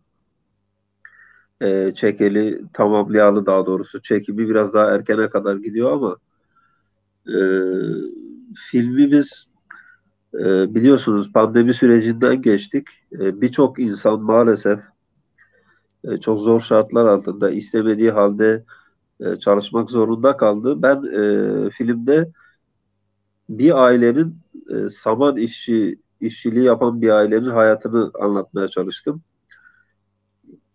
Biliyorsunuz daha önce Tozlu Hayatlardan size örnek verdim ama e, ödülde eski bir müzik öğretmeni olan e, bir adamın kendi alanında atanamaması ve o durumda olması benim dikkatimi çok çekmişti Ciron Bey. E, Evet. Oradan yola çıkarak bu filmi yapmaya karar verdim ki pandemi süreci de zaten buna denk geldi. Bu tür işlerde çalışıp farklı işler yapan bir sürü insan gördüm yani. Açık söyleyeyim mühendisinden tutun da işte öğretmenine kadar e, bu tür ağır işlerde çalışan bir sürü insan gördüm. Bunlar da tabii bizi üzüyor. Yani eğitim sistemi de bu işin içinde. E, İşte müzik öğretmeni bir insanın mesela Saman'da ne işi var? Yani normalde müzik öğretmeni bizim bildiğimiz ne yapar? Gider ya hocalık yapar kendi branşında veya e, herhangi bir yerde ne bileyim sahne alır bir şey yapar. Ama e, maalesef biliyorsunuz hani biz hakkımızı alamadığımız için hiçbir şekilde e, bu tür değerler, bu tür beyinler e, maalesef harcanıyor Ciro'da. Ve Kesinlikle hocam. bu da doğal olarak insanlar sonuçta para kazanmak zorunda, bir şekilde geçinmek zorundalar. Pandeminin de biliyorsunuz hiçbir şekilde suya sabuna dokunan e, bir etkisi olmadı. Bütün toplum için söylüyorum. Ben sadece sanatla uğraşan insanlar için değil, biliyorsunuz bir sürü sanatçı intihar etti yani. Bir sürü müzisyen, bir sürü sanatçı Bir sürü genç insan intihar etti. Geçinemediği için. Bunu da buradan belirtmiş olalım. E, Bunların başında tabii insanı yaşat ki toplum yaşasın, devlet yaşasın diyelim. Ama maalesef bizim öyle bir şansımız yok gibi geliyor bana şu an. Kesinlikle hocam, bunun tabii ki en başlıca nedeni bizden kaynaklı. Yani toplum Evet, kültürel sanata, okumaya, eğitime önem vermiyor. evet, Misal ben tekrarlarım bazen. Ben yurt dışında 7,5 sene kaldım. evet. Sabahleyin işe giderken trenle gidiyorduk. Hı E, hı, Bütün o Fransa'da da yaşadım öyle. Hollanda'da da, Belçika'da, Almanya'da da özellikle yaşadım öyle. evet, İnsanlar sabah giderken günlük gazeteyi alır, yolda, trende birbirine bakıp da aval aval bakmaz. Birbirini kestirmez. Gazete okur, günlük gelişmeleri. Ülkede olan bitenlere hakim oluyor. Kimisi dergi, evet, gazete mutlaka ellerinde var. Dönüş saatinde, akşam saatinde ise ya roman okuyor, evet, ya bir filmin senaryosunu okuyor, ne bileyim, ya tiyatroyu okuyor, ya politikayı, ya ekonomiyi okuyor. Okuyor da okuyor yani. İnsanlar okuyor. evet. Zaman ayırabiliyor. Bir de hafta sonu da var onların. Kesinlikle, kesinlikle. İstisnasız bayram günlerinde bayramlarını iyi kullanabiliyorlar ve kazançları da iyidir. Emeklilerin karşılığını alabiliyorlar. Tabii ki, tabii ki Ciron Bey. Bizde Ciron bunların Bey, hiçbiri yok. hayır, Ciron Bey zaten Tatlı Rüyalar'da da ben bunu anlatmaya çalıştım. Yani insanlar artık okumuyor. Yani tamamen size söylediğim gibi dijital dünyaya bağlanmış gidiyorlar yani telefondan bilgisayara kadar onu örnek verdim. Yani özetlemek gerekirse şunu söyleyeyim Ciron Bey, geleceğine sahip çıkmayan bir toplum var olamaz diye düşünüyorum ben. Ve biz Evet. de maalesef sahip çıkmıyoruz. Yani gençlerimize, beyinlerimize sahip çıkmıyoruz. Bir sürü mesela beyin göçü oluyor biliyorsunuz. Bir sürü değer gidiyor. E, Yani bunların önlenebilmesi için bu insanlara, bu beyinlere sahip çıkmak lazım. E, Geleceğimize sahip çıkmak lazım. Evet hocam. Yani ödül Ee, hakkında son birkaç bir şey söyleyeyim Ciron Bey. Şimdi film yeni bittiği için açıkçası çok film hakkında konuşmayı istemiyorum. Çünkü filmin festival süreci henüz başlamadı. Daha 2022 yılında başlayacak festivallere gidecek.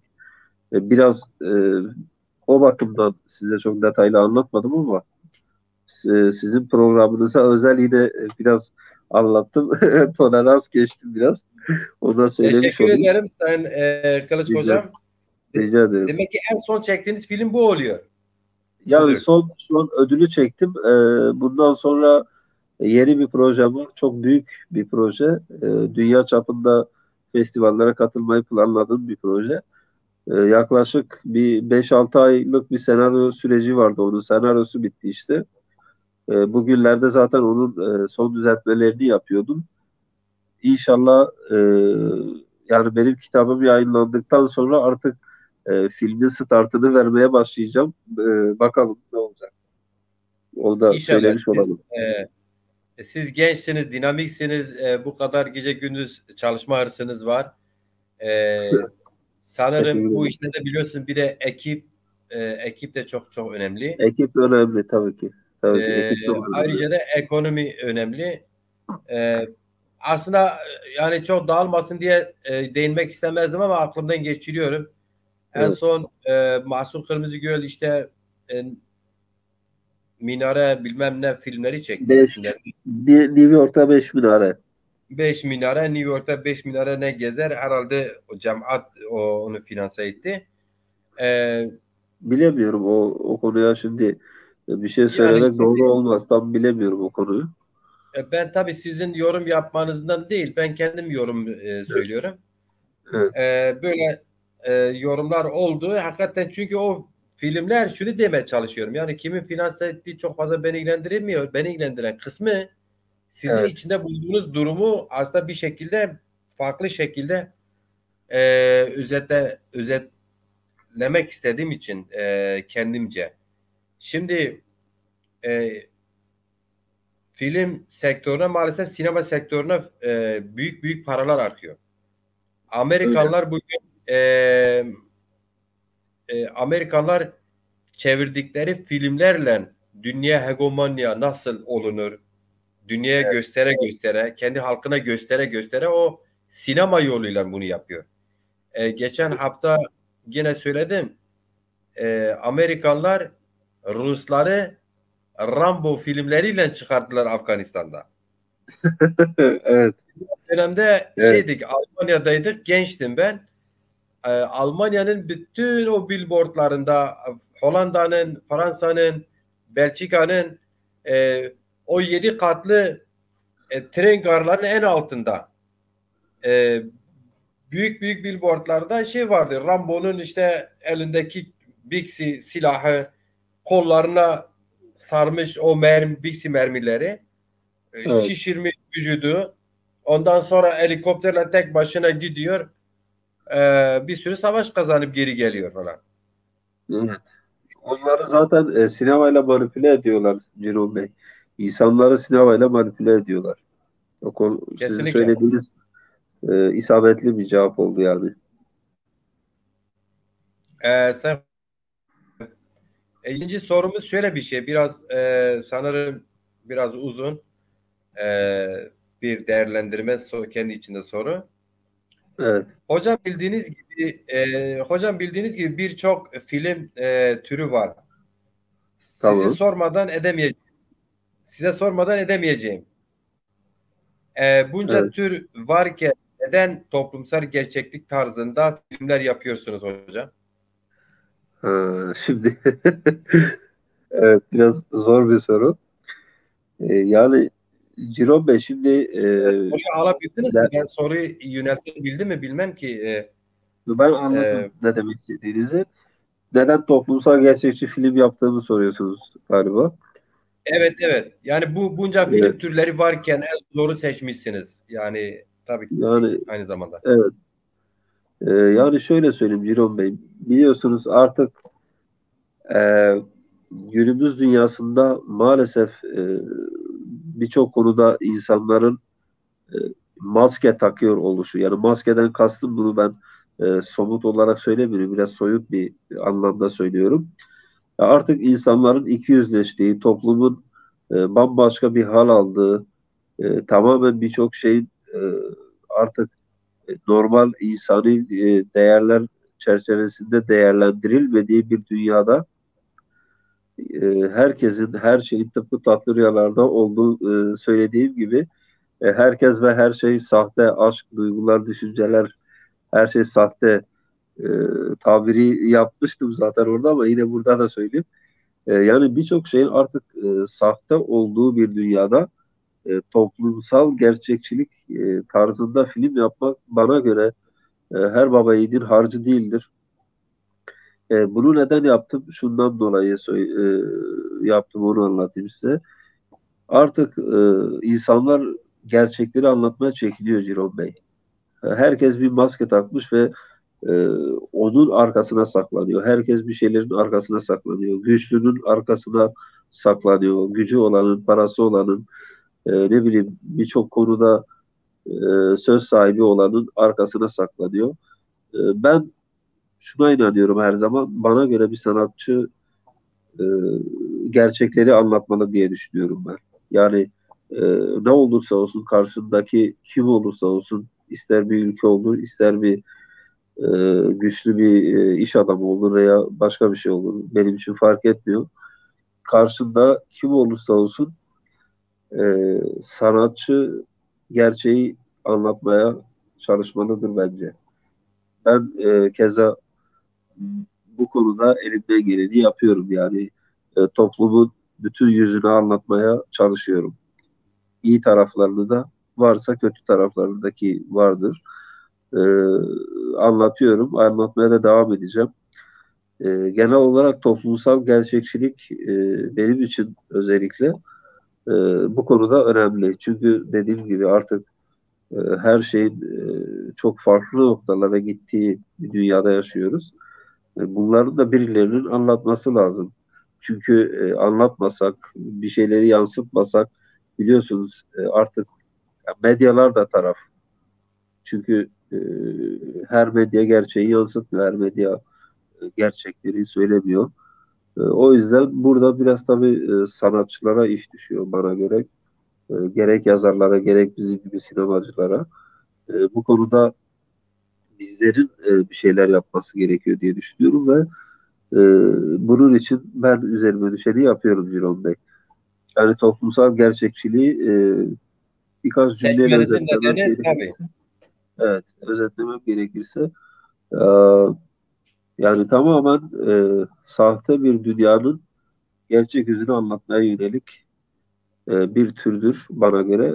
Bu yüzden böyle bir türü seçtim ve bu türde filmler yapmaya gayret ediyorum ve gayret edeceğim Ciron Bey. İyi ki de onu seçtiniz. Çünkü paradır, puldur, buna ona yalakalıkla yapılan Evet, sanattır, sanatçılıktır. Bunlar bir dönemdir. Çok iyi kesinlikle. biliyorsunuz ki Yılmaz Güney'den bahsettik. Yılmaz Güney bir Evet. 500 yıl daha Türkiye'de yaşar. Yani Yani bir 500 yani yıl daha evet, yaşar. evet Ee, Ciron Bey. bir Yılmaz sultan, Güney, evet, buyurun sizi dinliyorum. bir Sultan Abdallar işte e, daha ne diyeyim bunlar yaşar, sürekli yaşar. E, Kesinlikle. kastımız o. O yüzden iyi ki de gerçekliği, sanata gerçekliği seçmişsiniz hocam. Yani dediğim gibi Ciron Bey benim temel amacım buydu her zaman. Biraz farklı dallarda da evet eserler belki üretirim ileride ama yine de gerçekçilik kavramından şaşmam hiçbir şekilde. Çünkü o Tabii ki zaman hocam. film anlamını yitirmiş olur yani bana göre. Hocam tabii ki biz söz konusu sinemayı konuştuğumuz, siz sinemacı olduğunuz için biz sinemadaki Evet, gerçeklikten bahsediyoruz. evet. Sanatın bütün dallarında gerçeklik ayrı bir ekoldur, ayrı bir Tabii o ayrı bir dal oluyor. Evet. kesinlikle. Hocam izninizle 8. sorumuzu yönetmek istiyorum. Tabii ki buyurun. Hocam 8. sorumuz şöyle film haricinde yaptığınız çalışmalar var mı? Biraz Evet. bahseder misiniz? Yani film, sinema haricinde Ha. çalışmalarınızda. Ya tabii var. Daha önce uğraştığım birkaç bir şey oldu. Ee, Sinema dışında Ciron Bey ben fotoğrafçılık da yapıyorum. Evet. Yani profesyonel bir fotoğrafçıyım. Ödül aldığım fotoğraf Ödül çalışmalarım da aldığın var. oldu. Evet. Ee, Aynen onları yine sizinle paylaşabilirim. Ee, Onun haricinde size bahsettiğim gibi bir tane şiir kitabımı inşallah yayınlayacağım. İnşallah. İkincisi de yarıya kadar yazıldı şu an. Devam ediyor hala. Tam olarak bitmedi ama o da devam ediyor. İnşallah onu da bitirince sizlerle paylaşırım tabii ki. Onun haricinde Ciro Bey uzun metrajlı sinema film çalışmalarım var. Şu an bir tanesini tamamladım. E, Şu an bir tane üzerinde çalışıyorum.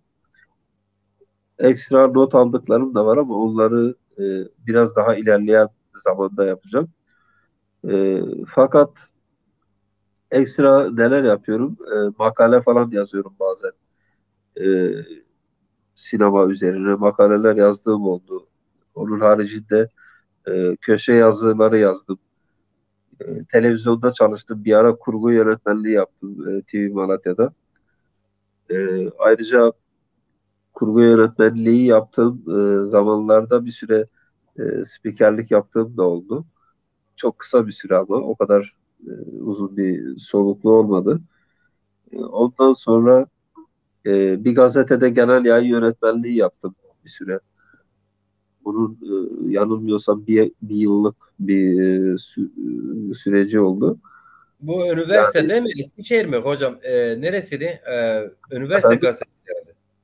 yani üniversite gazetesiydi. Sonradan işte başka bir gazeteye transfer oldum.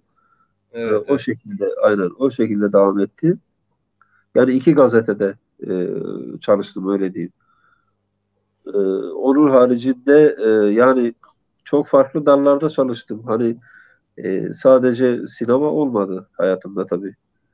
yazın hayatım da oldu. Yani metin de yazdım, senaryo yazıp işte başkaları çeksin diye senaryo yazıp sattığım da oldu. O şekilde de uğraşlarım oldu. Sadece kendi filmlerim olmadı yani. Evet hocam. Yani tabii Ee, devam edecek ama bu süreç yani. Onu söyleyebilirim. Reklam çekimleri yaptım mesela. Reklamlar çektim, tanıtım filmleri çektim, çekiyorum biliyorsunuz. E, evet.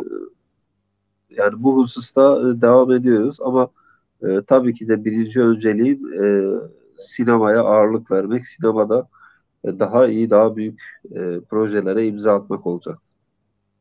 İnşallah hocam. Ee, Evet, izninizle 9. sorumuz da şöyledir hocam. evet. Sinema dışında hobi olarak nelerle uğraşıyorsunuz hocam? Hobi olarak yani sinema dışında kitap okumayı çok severim Ciron Bey. Yani kitap benim için vazgeçilmezdir. Maalesef Türkiye'de kitap oranı çok düşük, okuma oranı biliyorsunuz. Ama ben severim. Tersine ben de biraz farklı. Ben kitap okumayı çok severim. Büyük bir kütüphanem var. Evet.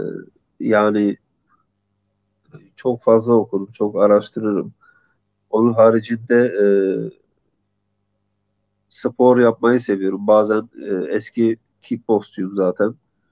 E, Ara verdim şimdi ama sporla aram iyidir yani. Kickboks yaparım. Onun haricinde sinemaya giderim tabii. O zaten kaçınılmaz. E, Futbol oynamayı severim mesela. Zaman zaman arkadaşlarla futbol oynamışlığım olmuştur. Şimdi eskisi kadar fırsatım olmuyor ama mümkün olduğu kadar onlarla da uğraşıyorum. Ayrıca bağlama çalıyorum Ciron Bey. Saz. Öyle mi? Tabii. Maşallah Saz. maşallah derler ya 10 parmağında 10 hüner maşallah. Estağfurullah Ciron Bey. İşte bağlama bir de biraz piyano çalıyorum. Piyanoyu çok az biliyorum ama e, bağlamada fena değilimdir. Yani genel olarak Sen şimdi özür dilerim estağfurullah. lafınızı böldüm. Keşke şimdi 12-13 yaşında olsaydı da bir güzel piyanonuz olsaydı evde günde 5-6 saat piyano çalsaydın. Piyanoyu ben de çok seviyorum. Piyano Bir ara güzeldir. Avrupa'da Evet, uğraştım. Örgütsel çalışmalarım yoğundu. Şey yapamam, zaman ayıramadım. evet. Yani şöyle söyleyeyim. Aslında piyano dedim de çok vaktim olmuyor hani uğraşmaya da fırsat buldukça çalışıyorum. Yani gitarla da mesela uğraşırım. Aa, gitarla da biraz bir iki parça tıngırdatıyorum ama çok vakit olmuyor. Keşke fırsat olsa da sürekli biraz uğraşsam. Maalesef biraz o konuda eksiğimiz var. Yani öyle diyebilirim. Evet hocam. Yani Hocam özetle bu şekilde Ciron Bey. iyi, çok güzel özetlediniz hocam. Sağ olun, var olun. Teşekkür ederim. Rica ederim. 10. sorumuz şöyle hocam. İleriye dönük projeleriniz nelerdir? Bize biraz açıklar mısınız hocam? İleriye dönük projelerinizden. Ya ileriye dönük Ciron Bey dediğim gibi uzun metrajlı projelerim var. Bunları ben biraz daha yüksek bir çıtaya taşımak istiyorum. Yani dünya çapında e, projelere imza atmak istiyorum açıkçası. Tabii bu biraz bizi zorlayacak. Biraz uzun bir süreç. Biliyorsunuz hani bu kadar ya rakibin olduğu bir sektörde böyle bir iddiada bulunmak biraz belki de fazla hayalperestlik mi dersiniz bilemiyorum. Ama bu konuda hem Türkiye'yi iyi bir yerde temsil etmek hem kendi doğduğum toprakları bu alanda temsil etmeyi isterdim Ciron Bey. Yani iki büyük projem var, sinema filmi projesi ve bunlar için canla başla çalışıyorum diyebilirim. Evet, Ciron Bey. Sayın hocam, son olarak eklemek istediğiniz bir şey var mı? Son soru olarak. Yani son olarak şunu söyleyebilirim. Sadece genel olarak toplum içerisinde beni rahatsız eden bazı durumlar var. İnsanlar bence okusunlar, araştırsınlar. Hiçbir şekilde e, yani ne bileyim bilinçli bir toplum olmamız gerekiyor bazı konularda. Bir şeylerin düzelmesi için bilinçlenmemiz lazım. Yoksa maalesef birçok konuda kaybedeceğiz.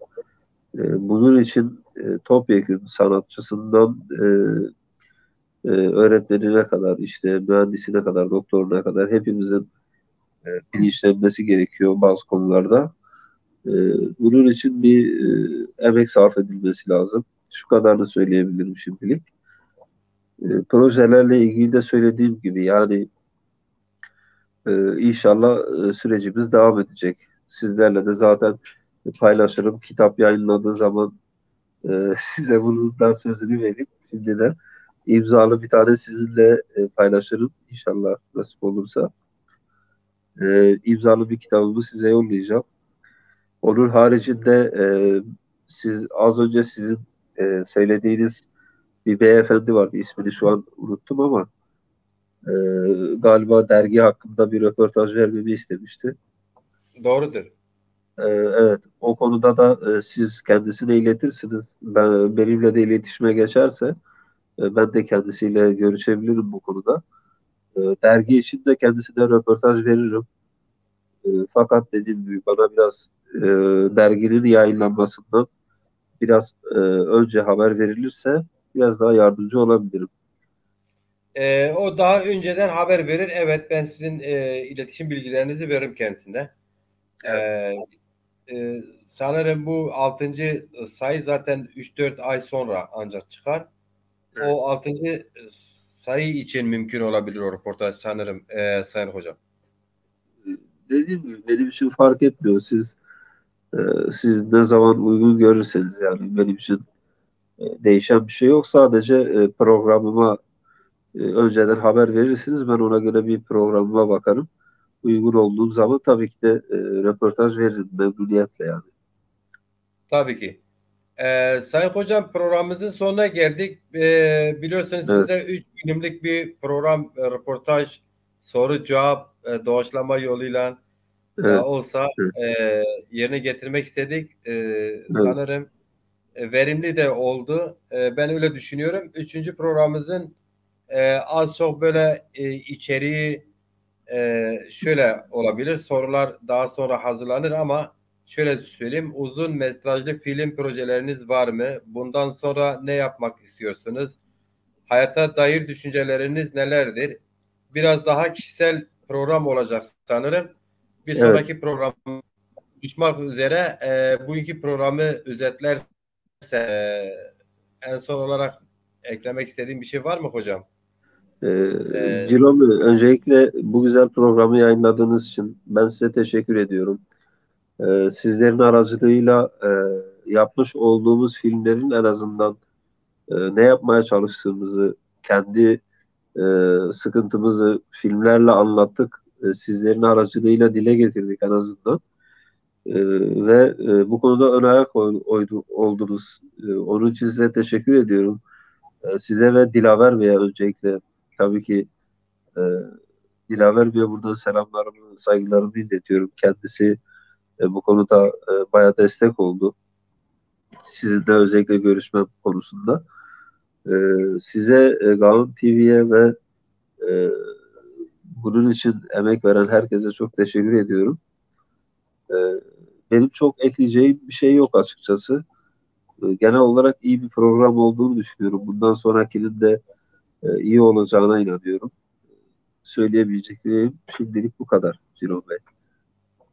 Kesinlikle bir şeye inandığın zaman o az çok iyi olur Sayın Hocam. Ben de Evet, gerçekten büyük bir yorgunluk içerisinde bu son süreçte e, birçok yönüyle yorgunluk. Bir tarafta kendim politik bir kişiliğim. Siyasetle uğraşıyorum. evet, Dezaparı örgütlemeye çalışıyoruz. Öbür tarafta işçiyim, emekçi bir insanım. İş bulursam işe gidiyorum. Diğer tarafta kültür sanatla ilgileniyorum, şiir yazıyorum, beste en iyisini yapıyorum. yapıyorsunuz. Evet, Ee, yoğun bir Evet. gündemim var. Dün yine biliyorsunuz projede olmadı. Yani spontane programa girdim. Evet. Bingöl İl Başkanımızı bağladım. Cumali Kahraman Hocam İsveç'te bağlandı. İşte Kurul arkadaşımız aynı zamanda yazardır, şiir yazarıdır, Elazığlı. Oradan katılmıştı. Yine böyle bir program yaptım. Ve az yatarak da işe gittim. İşte yok ama mecbur gidiyoruz, açılıyor. Evet. Hocam öyle söyleyeyim size. Bence de güzel ve faydalı, yararlı bir program oldu. Evet. Sadece şunu söyleyeyim. Sayın Genel Başkan sürekli izleyemedi. Onun herhalde işleri yoğundu. Birçok O arkadaş biraz bugün yoğun. öyle. Evet. Evet. Ama bir sorusu vardı. Ben bahsetmiştim ya, Alanya'dasınız herhalde. Demiştiniz evet. Orada parti sözcümüz var. Bilmiyorum, tanıdınız mı? Sayın Hayır. Fahri Şahsen Pamukçu tanımıyorum. kardeşi. O da Evet. bu programı izliyorsa sizinle isterse bir türlü iletişime geçebilir. Kendileri orada Evet. otururlar yani. Öyle bir soru Tabii ki sormuştu. memnun Evet, olurum. Kendilerini ziyaret ederim yani. Öyle bir şey varsa inşallah kendileriyle iletişime geçer. Görüşürüz. Neden olmasın? tabii ki. Evet. Ben de size çok çok teşekkür ederim Sayın Hocam. Daha gençsiniz, yolun başındasınız.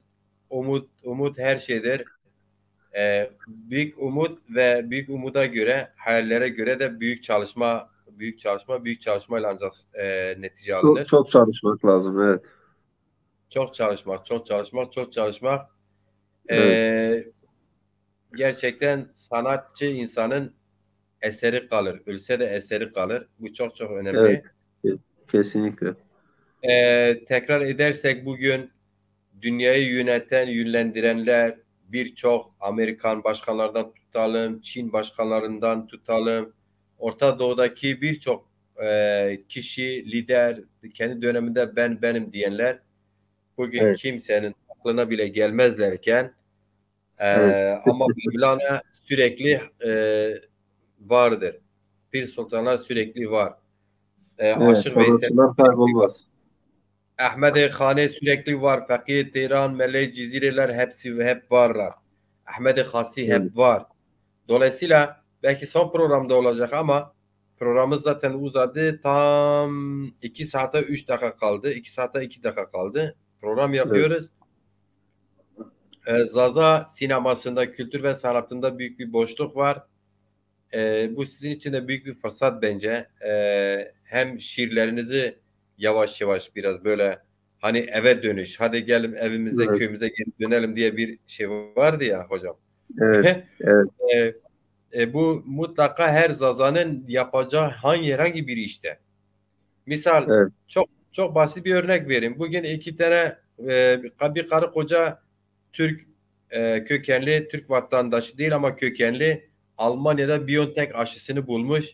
Dünyaca meşhur Almanya devleti e, normalden herkese vermez, zaten vermez de çabuk çabuk Evet. vermedikleri bir devlet nişanesini taktılar. Evet. Ve o insanlar Türk vatandaşı değil, Türk kökenli oldukları halde ülkeleri onlarla gurur duyuyor. Yani Evet. Gaza halkının sizin gibi değerlerimize gurur duyacak işleri yapmamız gerekiyor. O da onu sürekli bir yerde esas iş olarak bakmamız lazım diye düşünüyorum Sayın Hocam. Evet. Size katılıyorum Cino Bey. Bu konuda hemfikiriz zaten. Elimizden geleni yapıyoruz. Yapmaya da devam edeceğiz inşallah. Bunu zaten zamanla inşallah hepimiz göreceğiz. Cino Bey. Çok sağ ol, var ol. Sizin diye iki arkadaşının sorularına cevap olarak bu programı 2 saatte, tam 2 saatte 27 saniye kaldı ki 2 saat dolsun. Evet. Türkçe konuşmaya çalıştık. Ben bu kırık Türkçemle 2 saat bir programı idare ettim. Estağfurullah. İnşallah izleseler cevap oldu bu seferki programda. İnşallah. Onlara da İnşallah. saygılar, hürmetler. Size de Sayın Hocam, tam 2 saat 3 saniye sonra 2 saatimiz dolacak. Başarılı bir Evet. program olduğunu inanıyorum. Size sevgiler, saygılar, hürmetler diliyorum hocam. İyi ki varsınız. Çok teşekkür ederim Ciron Bey. Allah'a emanetsiniz. İnşallah daha iyi bir programda tekrar görüşmek dileğiyle. Ben size teşekkür ediyorum bu güzel yayından ötürü. Selamlarımı iletiyorum sizlere ve kıymetli izleyicilerimize. Allah'a emanet olunuz.